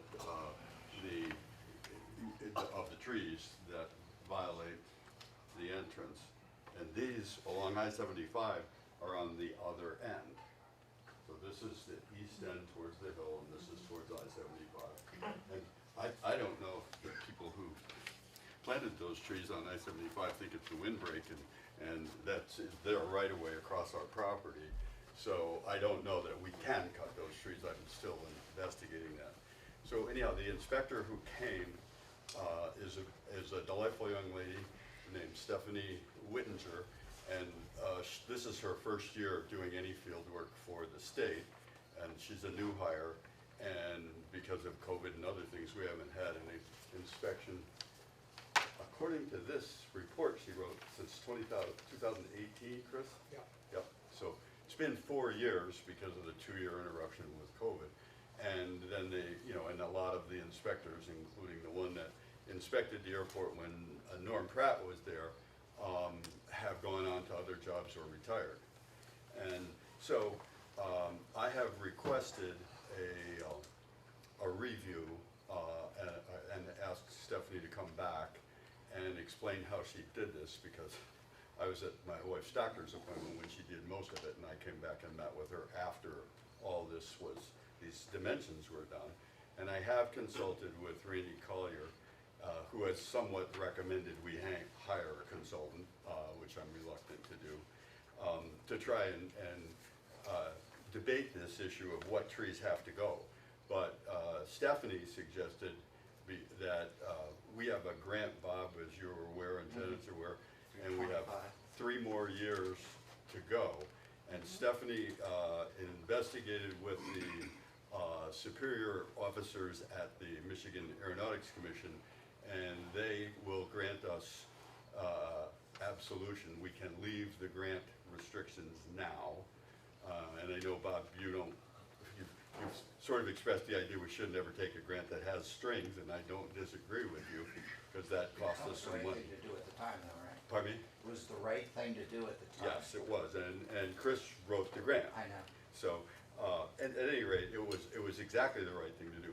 So the grant does not end, the grant restrictions don't end, which require us to be general utility. It's a higher category, It's somewhat better services, and it's this wider approach, because most people have instrument approaches. We don't qualify for one of those, so it doesn't really make a difference. So I talked with Chris about it. I talked with Paul Fullerton, who's the airport manager and has been for over 30 years in St. Ignace. And I also talked with Randy Collier, our prior inspector for 20 years plus.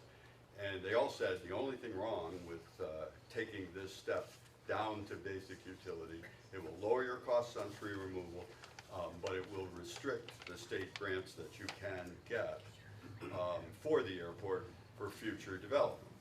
And one of the things that the airport needs and is reported, the trees and the airport runway markings have faded. And so that's the other expense coming up, along with tree removal. And so Stephanie arranged for a grant for us, and it was $15,000. And I had enough money to pay for half of a $7,500 grant, and that was the bid I secured from a local contractor to paint everything on the runway. And he's the same person that does the crack sealing. So for $7,500, he will do all of it. So I called the state and said, can you lower the grant from $15,000, because then the state would give us $7,500, but we would also have to match that. And the gal I spoke with there said, well, we've actually bid this, and congratulations, but the contract came in from our contractor at $25,000 plus. So then our share went to $12,500 from what I was hoping for, which was $3,500, which is what I have in the budget for this year to do that. So it was going to cost the township a lot more money to go with the state grant than to just go with the local guy and pay him the $7,500.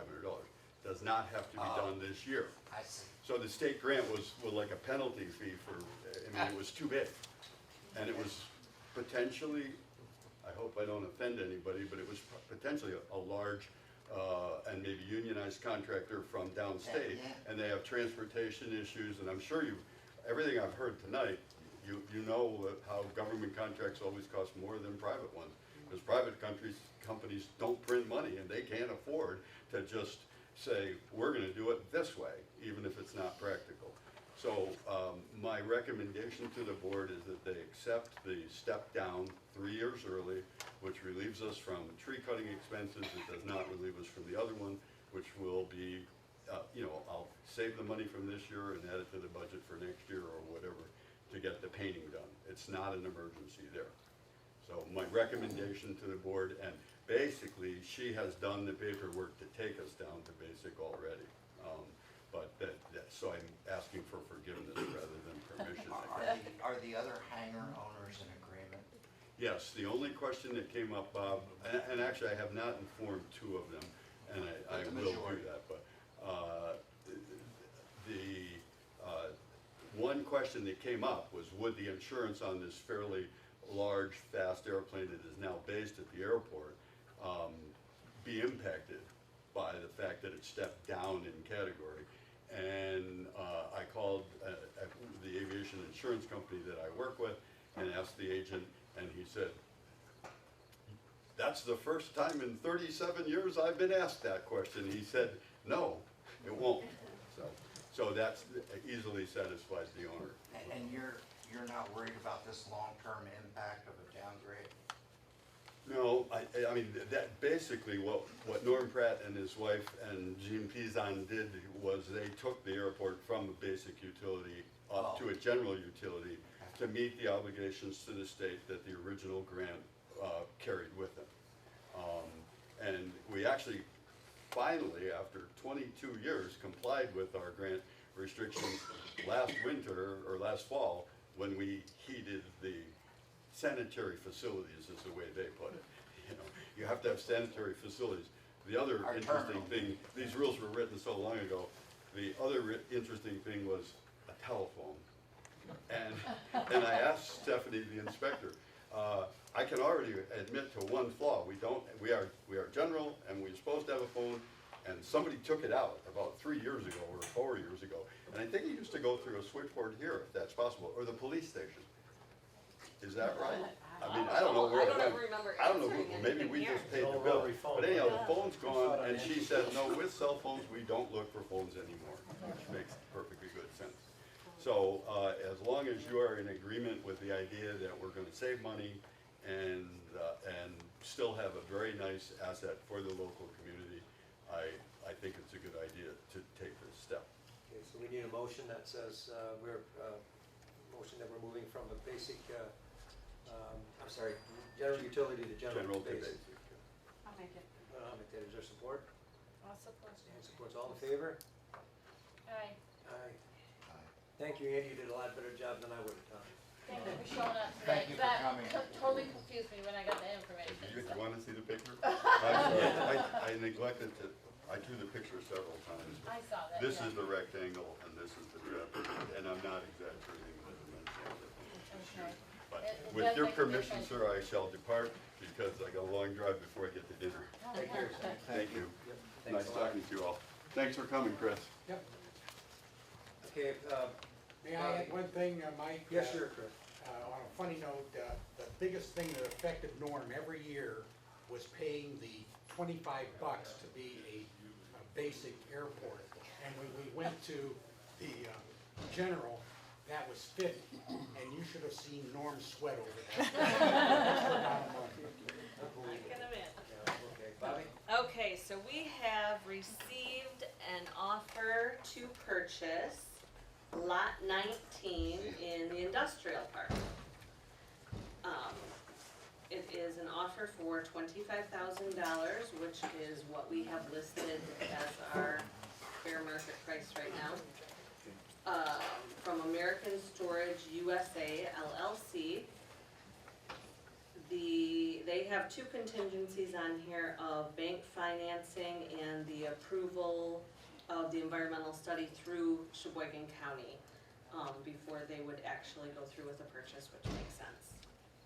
We have shown them the deed restrictions, and they plan to be able to comply with all of those. Everything that they are planning to do there, meets the restrictions Where's lot 19? in the back.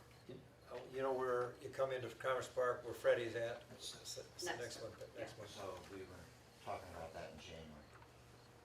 Are these the These are- 3 lots in the back? Yeah, it's one of the ones we own, so yeah. So we had discussed earlier that, I thought we discussed that we really didn't want to sell the lots individually. We wanted them to all. I think that was up front that we were talking, wasn't it? Well, we had The one upfront? guy come, one by the 3 in the back, he has never come back. He was the one that wanted to do something similar to what this guy is doing. This guy wants to do it just on one lot. One of the problems that we recognize there is Enbridge lines going through there, all 3 of them. And that's been a discussion with everybody that's looked at it, so where the setback is from there. But this is the one lot that, How many acres? 1.7 is it? Yep, 1.7. It's pretty cheap. Yeah, commercial's not bad. Mike, can I get a couple comments? Oh, hey, I didn't recognize, yeah, Gary, come on, yes. I'm Gary Wendt. I'm the one interested in purchasing the lot. Very, very interested, as a matter of fact. I had a surveyor go out there and mark the corner pins. It was $500, but I wanted to make sure I understood property lines. And the one thing that we discovered is, the neighbor is occupying 75% of the lot. I'm getting more and more concerned by the day. He's dug a bunch of holes, he's buried a lot of stuff on that lot.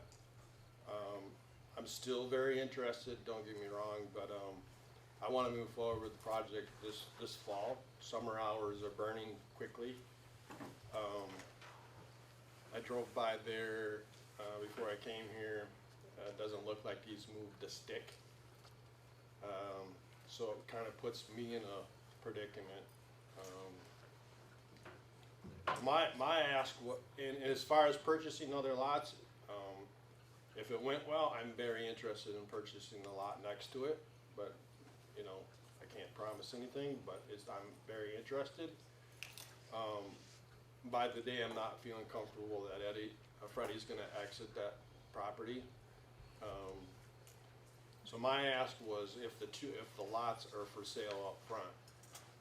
I'm not saying I'm not interested, I'm just saying I'm getting more nervous by the day that Freddie's not gonna vacate that property in a timely manner. We sent a certified letter to him saying he has 30 days, and notified him by text he had 30 days. I went out there today with Chief Temple. We spoke to his employee, and he knows he's gotta move that stuff. He says, but yeah, Freddie told me to get going on this. So that's all I can tell you, that's where. Yeah, I understand, it's kind of puts the township in a predicament as well. No, it doesn't. We have to protect our property rights. Oh, yeah. So I really wanna move forward, you know, I wanna write you a check, sounds like the board needs money to spend. I had to jump on that. We're making this contingent on this being cleaned up in 30 days. Right. Yeah, that I added, so this is what I added, Craig. Gary, I'm sorry. Sorry. Seller shall be responsible for removal of items and debris currently on lot no later than 9/12/22, or this contract becomes null and void. So that would only tie you up through that 30 days. Closing shall take place within 30 days of all contingencies being removed, but not later than 11/30/22.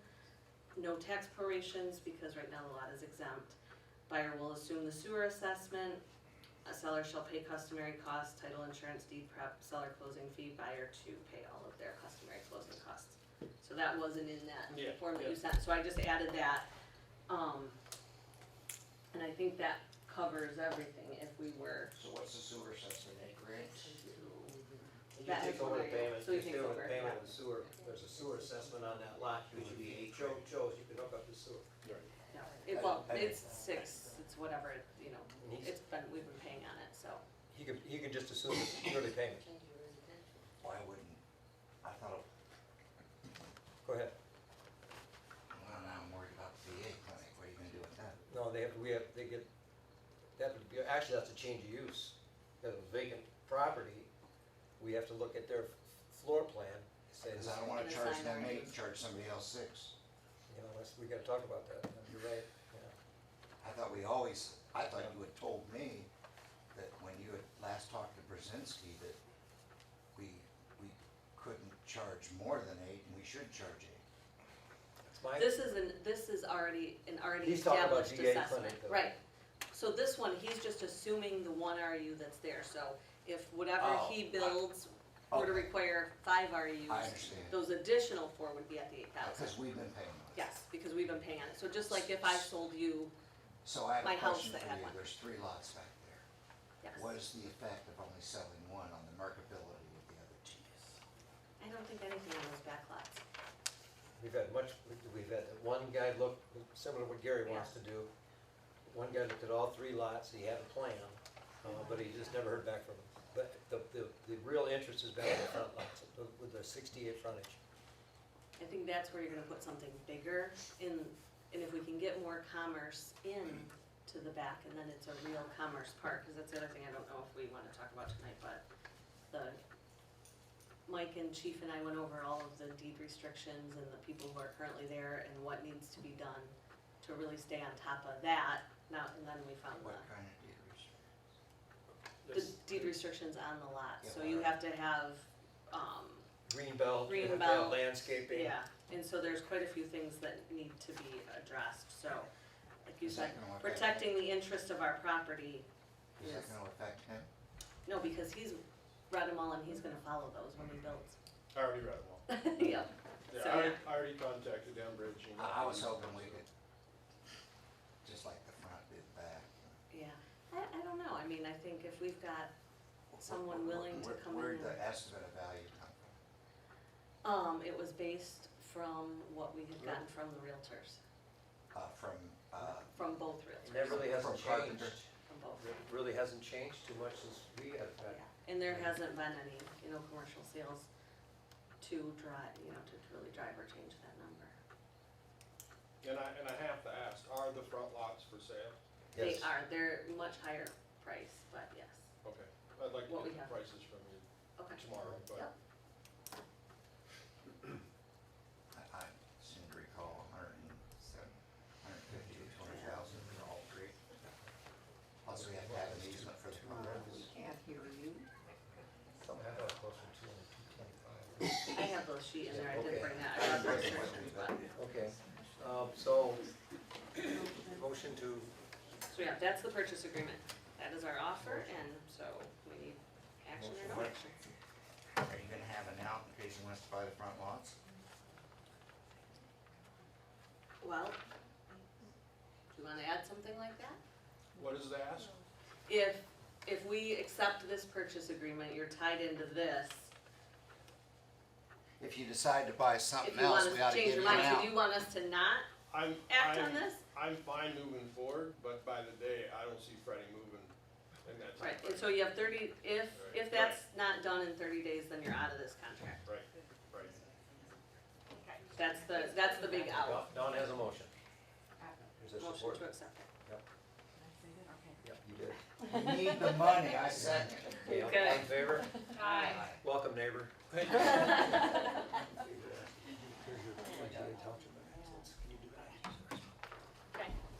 Excuse me. all right. Hi, I'm gonna do a presentation on Tuscarora Township, the road to the future, the road to excellence. Okay. Anybody can do this? All right. The goal is simple. We're gonna enable us to build a foundation that will improve all township programs and services. Our only role of this board is to have better government, which equals better services. We need to meet the needs of today and tomorrow. So how do we do that? We'll critically examine and evaluate every service provided with improved goals in mind. We're gonna create achievable benchmarks, and we're gonna remember that we are a service organization. We are here for the people. That's what we do. Once we create those benchmarks, we must adhere to them, of course. No sense making rules that you're not gonna go by. It's all about us learning what is considered best practices. This will create accountability and good financial stewardship. We're gonna create policies and procedures that will streamline future community projects and services, but we don't have to reinvent the wheel to do it. The MTA, which is Michigan Township Association, is an organization established to aid townships like ours, and they created this program, as a matter of fact. They will provide education, guidance, support, and a clear roadmap that, if followed, will only enhance all of our services. And this has worked with other townships just like ours, general townships, all over the state of Michigan. And we've talked to several of these townships, and they have said, do it. It's gonna be so much better for you guys once you do this program. The program is challenging. It's created the program to actually excel in what we're already doing. We're gonna do it better. We're gonna look to the future. They will provide all the guidance and support that we'll need, but it will take months, not weeks, okay? Many of these improvements will be internal, and they'll be not noticeable to the public at first. But we have to start somewhere, and somewhere starts with the foundation. You have to start at the beginning to build a house. You just don't build the attic before you build the basement. So anyway, I am presenting this program now, so we can come together and work on something positive together. We need to do something that we can all see that will meet the needs of future generations, as well as the needs that we are establishing now. We have a $14 million sewer project. We have to have the foundations in place with good governance, with best practices, in order to support all those functions that we're going to have to do. So, something we must do for the citizens, something we have to do for the citizens, achieving an excellence is a goal that we can all agree on, I think. Who's against improvement? Who's against future excellence? And that's what we're gonna work towards. And I can see, I have looked at this program extensively, and it's gonna take a while. Some of the things in this, you're not going to notice right away. This is not changing. Is your, I don't know what I'm doing. What am I doing tell me here? what, We're to the back, to the last slide now. last slide? I lost track of that. There we go. All right. Anyway, go all the way to the bottom. It's okay. Keep going. Okay. Anyway, I've looked at this program extensively. And I think this is the way we need to start going towards if we're gonna meet the needs of the future. We have to know the rules, the procedures, the policies that's gonna make us improve, go towards that excellence goal. That's what we're here for. We're not here for mediocre. We're here for excellence, and that's what I wanna work towards. So, I ask the board if there's any questions, discussions that we need to do. Is it like a class we all take together individually? What do you do? How do you do it? I'll send you the brochure. There are, I believe, 8 areas. Microphones? Yeah, I believe there are 8 areas, 8 or 9. And one of them is in your bailiwick, tax administration. And they have a checklist, and then they will judge us. Now, you can submit all 8 or 9 categories, which is extremely difficult to do when you're first starting out. Or you can start with 1, and if you achieve all their goals and they judge you accordingly, you will get what they call a certificate of achievement, and basically Of gives you that category. in excellence for that particular And category. they'll give us a checklist. I mean, like I said, we don't have to reinvent the wheel. There is a checklist. Could you go back one slide?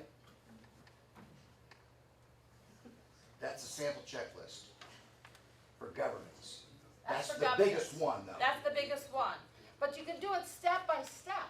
You know, you don't just do it, No, like, you can't do it all at once. no, So, yeah. But yeah. if it were me, and if we ever decided to do something with it, I'd start with the stuff that we could succeed quickly. And that would be utilities, tax administration, and there was another, I can't remember. Stuff we already know that we're doing well. One thing I learned through this thing, Tom, when we do cemeteries, do we give a deed? Yes.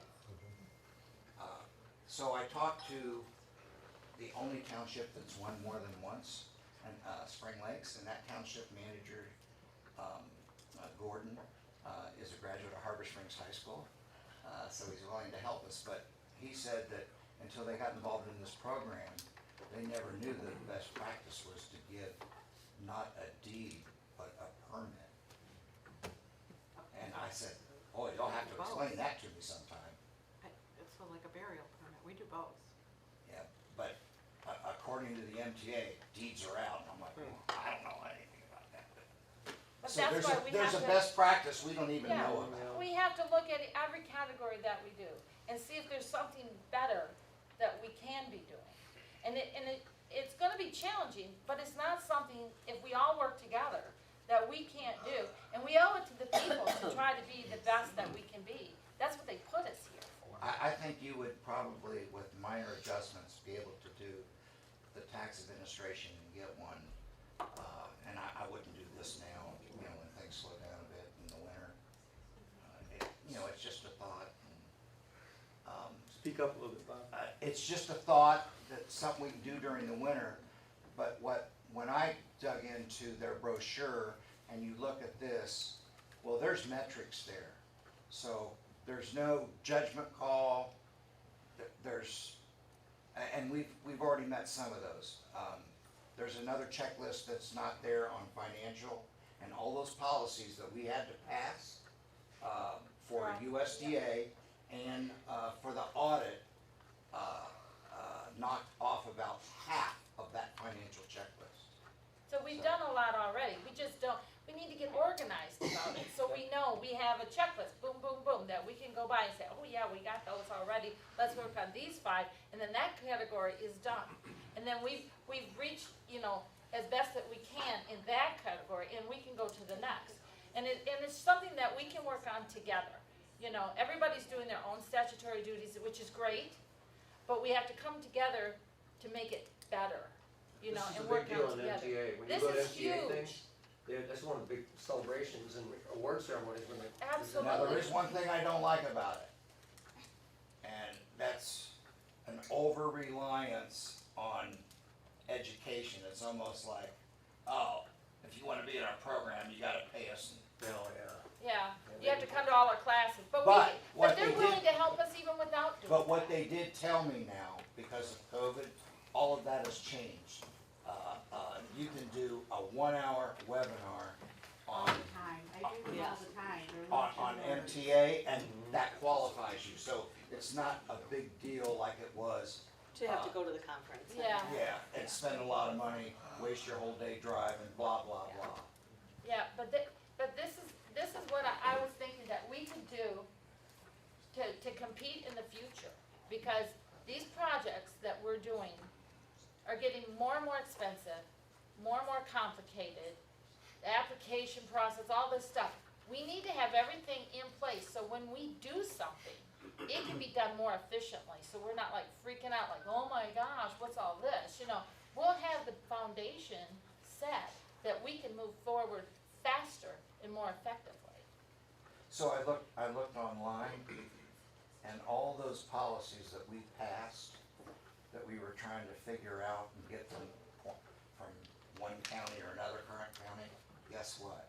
Well, they're. They're all there. on a closed MTA website for this program. They're all there. Everything we And need it to costs do. all of $42. I was just gonna say, do they charge us to be part of $42. I already, I He paid paid for it that out of bill his own a money. year ago. So, you know, we're just trying to get everybody on board with this, because going into winter it gets a little bit slower, and we can actually work on getting some of this knocked out during the winter. Yeah, but you're not asking us for a decision today, right? No, I want no decision, I want you just to be exposed to this idea, you can look it up on the MTA, website. They have a that kind of thing. handbook for this, they have a regular text, it's a big 3-ring, it's actually in your office, I think there was one. Sue started taking it back a few years ago. Yeah, Yeah, and okay. it does help, so Okay, anyway, thank you. you're welcome. Good. Okay, PING resolution, we have to pass this resolution to allow them to put broadband on their poles, believe it or not. Wherever there's overhead, Presque Isle gas and electric, Yeah, they'll get you up to 1 gigabyte speed too. yeah. So it's competing. So we just have to approve this resolution. I talked to them yesterday, they're starting later this year. Where it's underground, it'll be underground, where it's overhead, it'll be overhead. So that means that if you live on Chippewa Beach Road, you're soon gonna get a choice between Spectrum and, Yeah. Yep, we knew that. Yep. I knew that was coming. which is nice. So this is the application It's already on the west side, by the way. for access to and ongoing use of public ways by telecommunications providers under the Metropolitan, this is the Metro Act thing. Whereas the application for access to and ongoing use of public ways by telecommunications providers under Metropolitan Extension, ROW Oversight Act, municipality shall approve or deny access under this section within 45 days from the date provider files an application for permit for access to the public right-of-way. Be it also resolved, the permit contemplated in the application brought forth by Presque Isle, it's a Presque Isle, Presque Isle, Presque Isle. Presque Isle and Marquette. Presque Isle Electric and Gas Co-op is hereby approved by the township. That is the resolution. And is there support? Bob raise your hand, I'll second. Okay. We need need a roll call. Okay. Bob, Yes. Janet, Yes. okay, Bobby? Yes. And Mike? Yes. And I'm yes. Okay. That's a really big deal. It is. It's cool. It is. Okay, We're moving forward. Assessor Hiring Committee, you've done this in the past, Bobby. Would you like me to help you, or would you like one of the? Who says I have to? Well, you and I both, you know. Well, can I ask a question? Yeah. Why do we have to hire?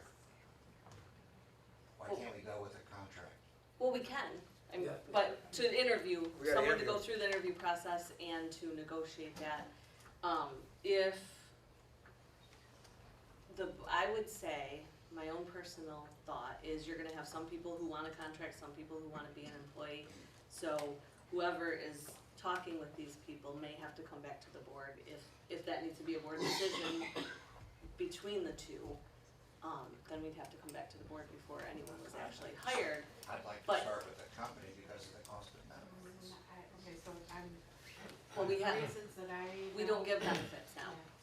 We got rid of the, was it a It resolution? was an ordinance, Or ordinance, to yeah, the provide the ordinance. assessor with retirement. And we're still paying unemployment insurance, social security, workman's comp. Yes, you are. Will we have to pay retirement? No, that was a No, we got benefit. rid of ordinance 15. Yeah. So the issue that I have with contract versus hiring is the fact that I would like to see someone in this office at least one day, maybe 2 days a week. When you start designating that people have to be in an office during specific hours, that becomes an employer-employee relationship and you have to hire them. We need somebody in the office that can answer questions and wait on people. It's a problem. It's a problem right now that we have every single day. We can't, Is Terry here every day? she doesn't know. But she goes all out in the answers field, and she goes she's out, in the Bobby and I, field. since John left, Bobby and I have been doing most of the answering of assessing questions. Yeah, but he was only here 4 days a month. Yeah, But But- you had a but phone you number know, to you give. Yeah, but, Sorry? You had a phone number to give. well, Yeah. and besides that, she was doing a lot of that work. Bobby was picking up a lot of so that we, work. we can We don't make, wanna go there. we Yeah, can we make don't. this, we know what the job entails. I mean, I'll be glad to do it if you're willing, again, either way. Unless somebody else wants to step in that hasn't done it and has an interest. Yeah. I would My step aside. suggestion is just to find out who might be interested and find out what their terms are, and then we can decide which one in terms kind of fits our township, and I think that should be a board decision. But I think if we get, several applicants and find out what their terms are, whether they wanna be employee, whether they want to be contract, whether they would be willing to come or have a representative here a couple times a week, or at least once a week with a phone number, whatever their terms are. So you want us just to bring a recommendation? Yes. Just a yeah. recommendation, okay. That's what I, yeah. Maybe several recommendations, whatever, just so we can compare, We have an employee to consider. Well, and that's the thing. If you go contract, we will lose our employee. Yeah, but I we mean- also can't build A department. a department around an employee. Absolutely. And has there been any movement to us? Is she willing? No. No, Well, see, that's, yeah. and So yeah, that's her- it's, that's her that's, choice. and she understands that if someone That's comes, unfortunate. if our She's best okay. candidate is a contract situation that has their own, It's just unfortunate because she's so oh, it is. personable. It will be very unfortunate for the office overall because she does a lot more than what she needs She, to or is hired to do. she does do some things that would normally be. Since you brought that up, assessor. why do you have to go out in the field so much when you've done all this now? The They state recommend requires, 20% a year, requires. they don't require. Yeah. Is it a requirement? strong recommendation. Strong recommendation, 20% of your I parcel. understand that, but why, instead of going out in the field, why can't you just, Use isn't building it possible to permits. grab a building permit or something? Just Well, say that's for- part of our 20% is building permits, Right, but so you so the are- more you do that, the less you gotta drive out to point A or point B? But, so what they want you to do is touch a property, physically go to a property every 5 years. So that's 20% Eyes on of your, and take. hands So on. if we do this, would you be willing, because of your experience and your experience, would you be willing to recommend a report with metrics? So whoever you hire will report to the board so we know what's, so in other words, one of the metrics might be, I've reached 20% or, where am I on my you just 20? ask for a monthly report like Exactly, every other department does. Yeah, I But they would report to him, right, because that's what the law says, right? He's the chief. Yes, but just give a police report, a DDA report. Just There's an assessor update report. so the board Yeah, stays just, up you know, on what's just- going on. No bigger than a half a page. Yeah. I with mean, some there's not gonna metrics. be, there's not gonna be much. How many transactions, you know, whatever the magic Yeah. metric is. Okay, so what's the motion? The motion is that Mike and Bobby, put out an RFP, I assume? To put an ad, Ad yeah, in the because, paper, okay, an ad in the paper, and on the website too. Requesting an assessor, position is open and we're taking applications and they'll kinda figure out what the terms are and come back to us. There's on the website, we have an employment somewhere. Yeah, Well, when you do that, could you send us all a copy? yep, they're gonna come back to us anyway, according to the motion that was made, right? oh, yeah. Yeah. Did we vote on that yet? Cause it's gonna be a, Yeah, we haven't seconded that motion yet. Can we put it on the MTA too? do they have a board like that? They have the communities. Yeah. Cause I was thinking Glad, Yeah, Is a Glad big and, draw. the there's a couple Michigan local, assessor. yeah, there's a couple local assessor boards. Because if you send me the ad, is it all right if I put it on my trustee community, MTA? Yeah, absolutely. I think we've gotten our most feedback from Facebook related postings for anything else. How did you get John last night? Is that on Glad? Yeah, I think it was through one of the assessor associations. Okay, Okay, so we have a motion, I'll second. second, all in favor? I did. All in favor? Public comment. Yes, sir. You want me over there? No, do it from right here if you don't want to leave your camera. Okay, I would ask that the board consider new microphones or getting rid of them totally. A lot of people have come here tonight, and I'm this close to the board, and some people want to mumble, they want to push the microphones away, they don't want to use them. Either get rid of them, or get something that works, or take a class on how to speak into a microphone. Thank you, Dad. Yes, we'll get new batteries. Gretchen? We couldn't hear that comment, Bob. I said, didn't use the I'll get new microphone. batteries and I'll donate them. You will pass those along to your Yes, ma'am. board members.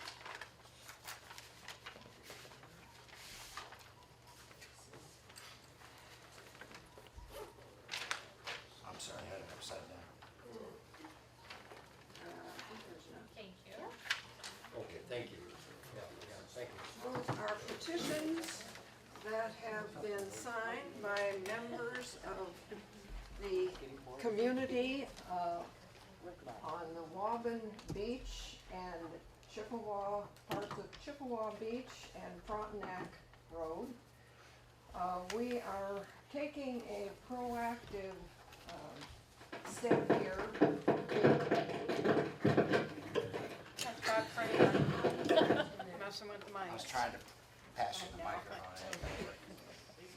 Just trying to speak up. Because we know that a person in our neighborhood has already started a request to close Slocum Road. And I have put before you a map showing exactly where that is and why we are concerned. If that is closed, those of us on Waban, Frontenac, and, I keep forgetting. Shawnee, thank you, will lose an exit in case of an emergency. And we have had those kinds of emergencies in the past, especially when there have been the storms that have brought down trees blocking our roads.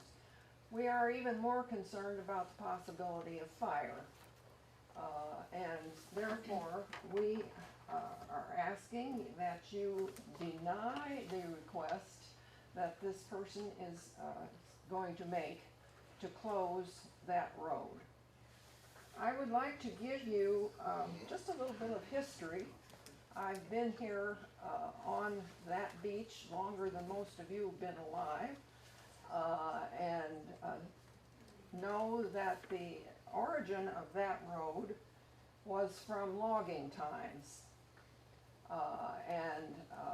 It has been essentially abandoned, not legally, but the county has not taken care of it, certainly, over the last years, but it is still drivable, and we make sure that it is drivable. It also goes past a grave site of a child that was buried there in the early 1860s, and a place that we have taken care of, put flowers on, taken children up there to say, historically, this is a child whose parents were the original settlers. And there's no longer a farm there, but they were there, and remember those people.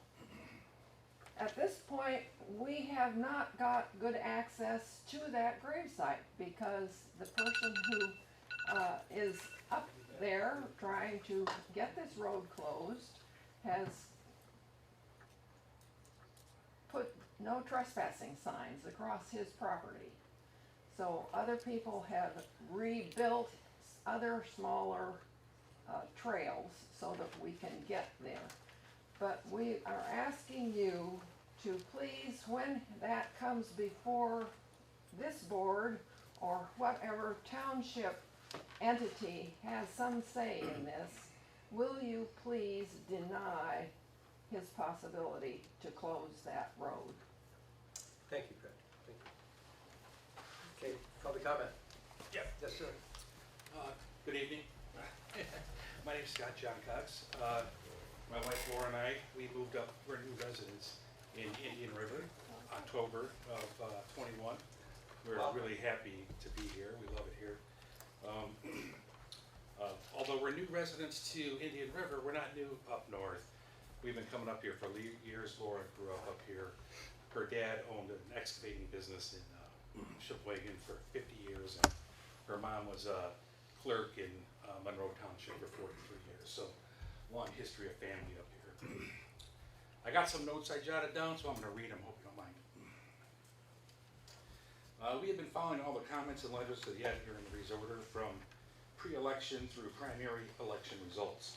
As stated in the resorter, Reedsma, quote, wins a contested election for Tuscarora Township clerk. So he will be unopposed in November general election, given no Democratic candidate. This means the township board is in a period of transition between now and then. I'd just like to take a moment to say thanks to Mrs. Webb for her service to the township. My comment tonight is about the transition between the current board and the new board.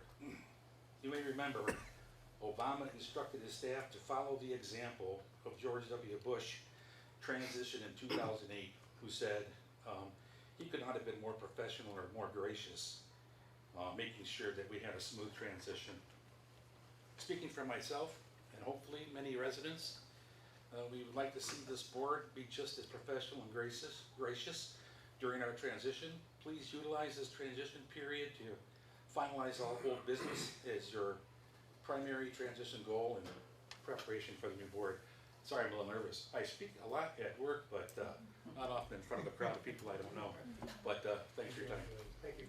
Thank you. Thank you very much. Public comment? Go ahead, Annette. Hi, I'm Annette Stool. I'll try to keep it down tonight, but I have a couple concerns. Our pier is falling apart, and I go there every day, umpteen times a day, and have been watching kids throw our rocks into the lake, into the canal, and the very end of the pier where the concrete meets the steel is eroding out badly. And if we can't come up with some nickels and get that fixed this year, we're gonna be in big trouble. Is there any way, I know our budget's tight, is there any way that we can get volunteers or do something to get that So thank you, Jay, Jay's brought that up in the past too, thank you. I know you go there, you like that pier, you know where all the fish are, you. I want fish and follow a net, just saying. And my second one was, when they were loading up the fireworks this year on the boat things, the kids were able to come up and touch that while they Yes. were loading those. And I really think that that was Charlevoix in the making. We need to figure out a little safer setup. It scared me to Yep. death. I think, good point on that. I talked to Chief Carpenter, I talked to Chief Temple, and we're gonna talk to the fireworks people about a better plan, because that was really a Yeah. scary show last year. Yeah. This past year. Because of the land too. Yeah. Alright, well, thanks. Thank you. Thank you for all your work, you guys, I appreciate it. Go ahead. Did you have one? I'm sorry. Me? Yeah, I thought you. Yeah, I have one, but, Bob, go ahead, Bob. Yeah. Mike, I know you've tabled Club Road. The Club Road unfortunately has gone from an embarrassment to a full-blown hazard. I see people trying to dodge each other on that road frequently. I had a narrowly miss a person who bounced out of the rut on the one side and crossed the median, crossed over the other side and went out the other day following a boat down through there. So you all see how Marina Park is used on the weekends. We all know how busy it is there. We all know that we should probably have a seasonal traffic light at Club and 68, somewhere along the line. But, you know, if Club Road is a secondary road, then the proposal should be, why don't we make it a local road, and we'll bring everybody downtown onto Martha Street, you know, from, 27. It's not a good option. You know, the amount of traffic, as you said, was over 2,500. The third week of June, I will tell you, by the time the 4th of July rolls around, I'll bet you it jumps to 3,000, 3,500, based on the amount of boats that are parked down at, the boat trailers that are parked down at Marina Park. So I would ask you to seriously consider what we're gonna do about Club Road. I pay taxes in both, Mullet Township and Tuscarora Township, both residential and commercially. We own Howell Marine. We know there's a lot of projects that go on down through there. We know that the bridge is going to be closed during prime time for people to get their boats to us and whatnot, so we're gonna adapt to that accordingly. I'd like to know if there's a plan from the commission, either the county road commission or you guys. Are we gonna open up River Street for temporary traffic? We need to know what the weight capacities are, things like that. So, but Club Road, that whole area is very vital, I think, to the town. We have a lot of people that I encourage to come up into town, go shopping up here as much as they can, whether it's goldenrod or get an ice cream cone or whatever it might be. So, if we can find a way to better the access to that beautiful ramp that you have there, I think it would behoove us to do that for not only a safety issue, but for commercial viability for future tourism. That road is an embarrassment, it's a hazard. So please consider that. I'll throw down some money personally, if it helps. I'll be happy to buy a sound system for you guys. I'll do better than batteries. For those of us in the peanut gallery who don't have a hearing aid yet, I'm like him, he's recording it, can't understand it. So we're in agreement on that, Mr. Soundman. So please do consider Club Road as an important artery for the township. It's very real. We need to have that. So thank you. Thank you, Mr. Murdock. Go ahead. I have a question for the board.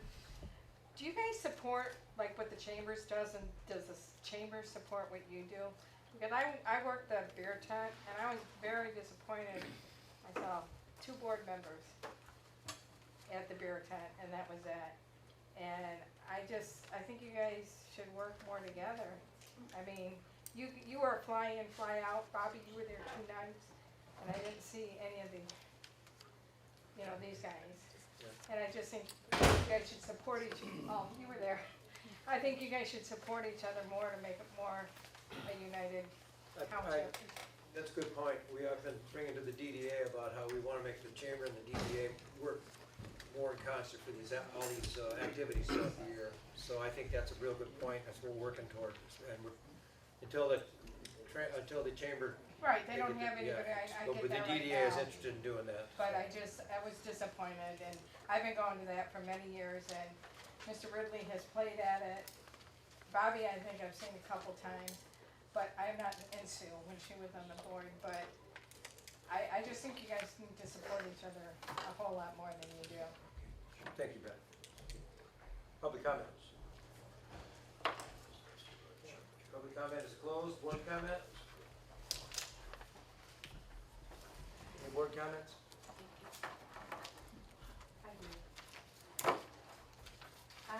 I had asked, for Buffy's, response, back to the Speak letter. louder. It won't stay on. I had asked for Buffy's response to be, read into the minutes, regarding the, emails and the letter that was sent to, the state, et cetera. My big concern was not necessarily Jay's, letter. It was political, the usual, I thought, political. My big issue was that, one of our trustees, Bob, sent a follow-up email, to them regarding Sue's replacement, which was totally unnecessary, and I think it was, unfair to her. She's been the clerk and the treasurer here for, what, almost 20 years? And the deputy clerk. She's worked elections. She's our expert in the township in elections. And I'm a little concerned that this was, to me, appeared to be meddling in an election. I didn't think it was right. So I just wanted to bring that up. That's why I asked for this to be in here. We shouldn't have done that. Thank you. Board comment? Yeah, I'll respond to that. I have a right to ask for information, and I am very, very concerned when the deputy clerk who's running the election is all over the newspapers supporting the candidate that she works for. So I won't apologize for what I did. I probably should have done more. I don't think it's right. I think if anybody wanted to interfere with the election, we sure gave the appearance that that was possible, and I didn't like it one bit, and I still don't like it. Sounds to me like sour grapes. Thank you. Board comment? Okay. Motion to adjourn.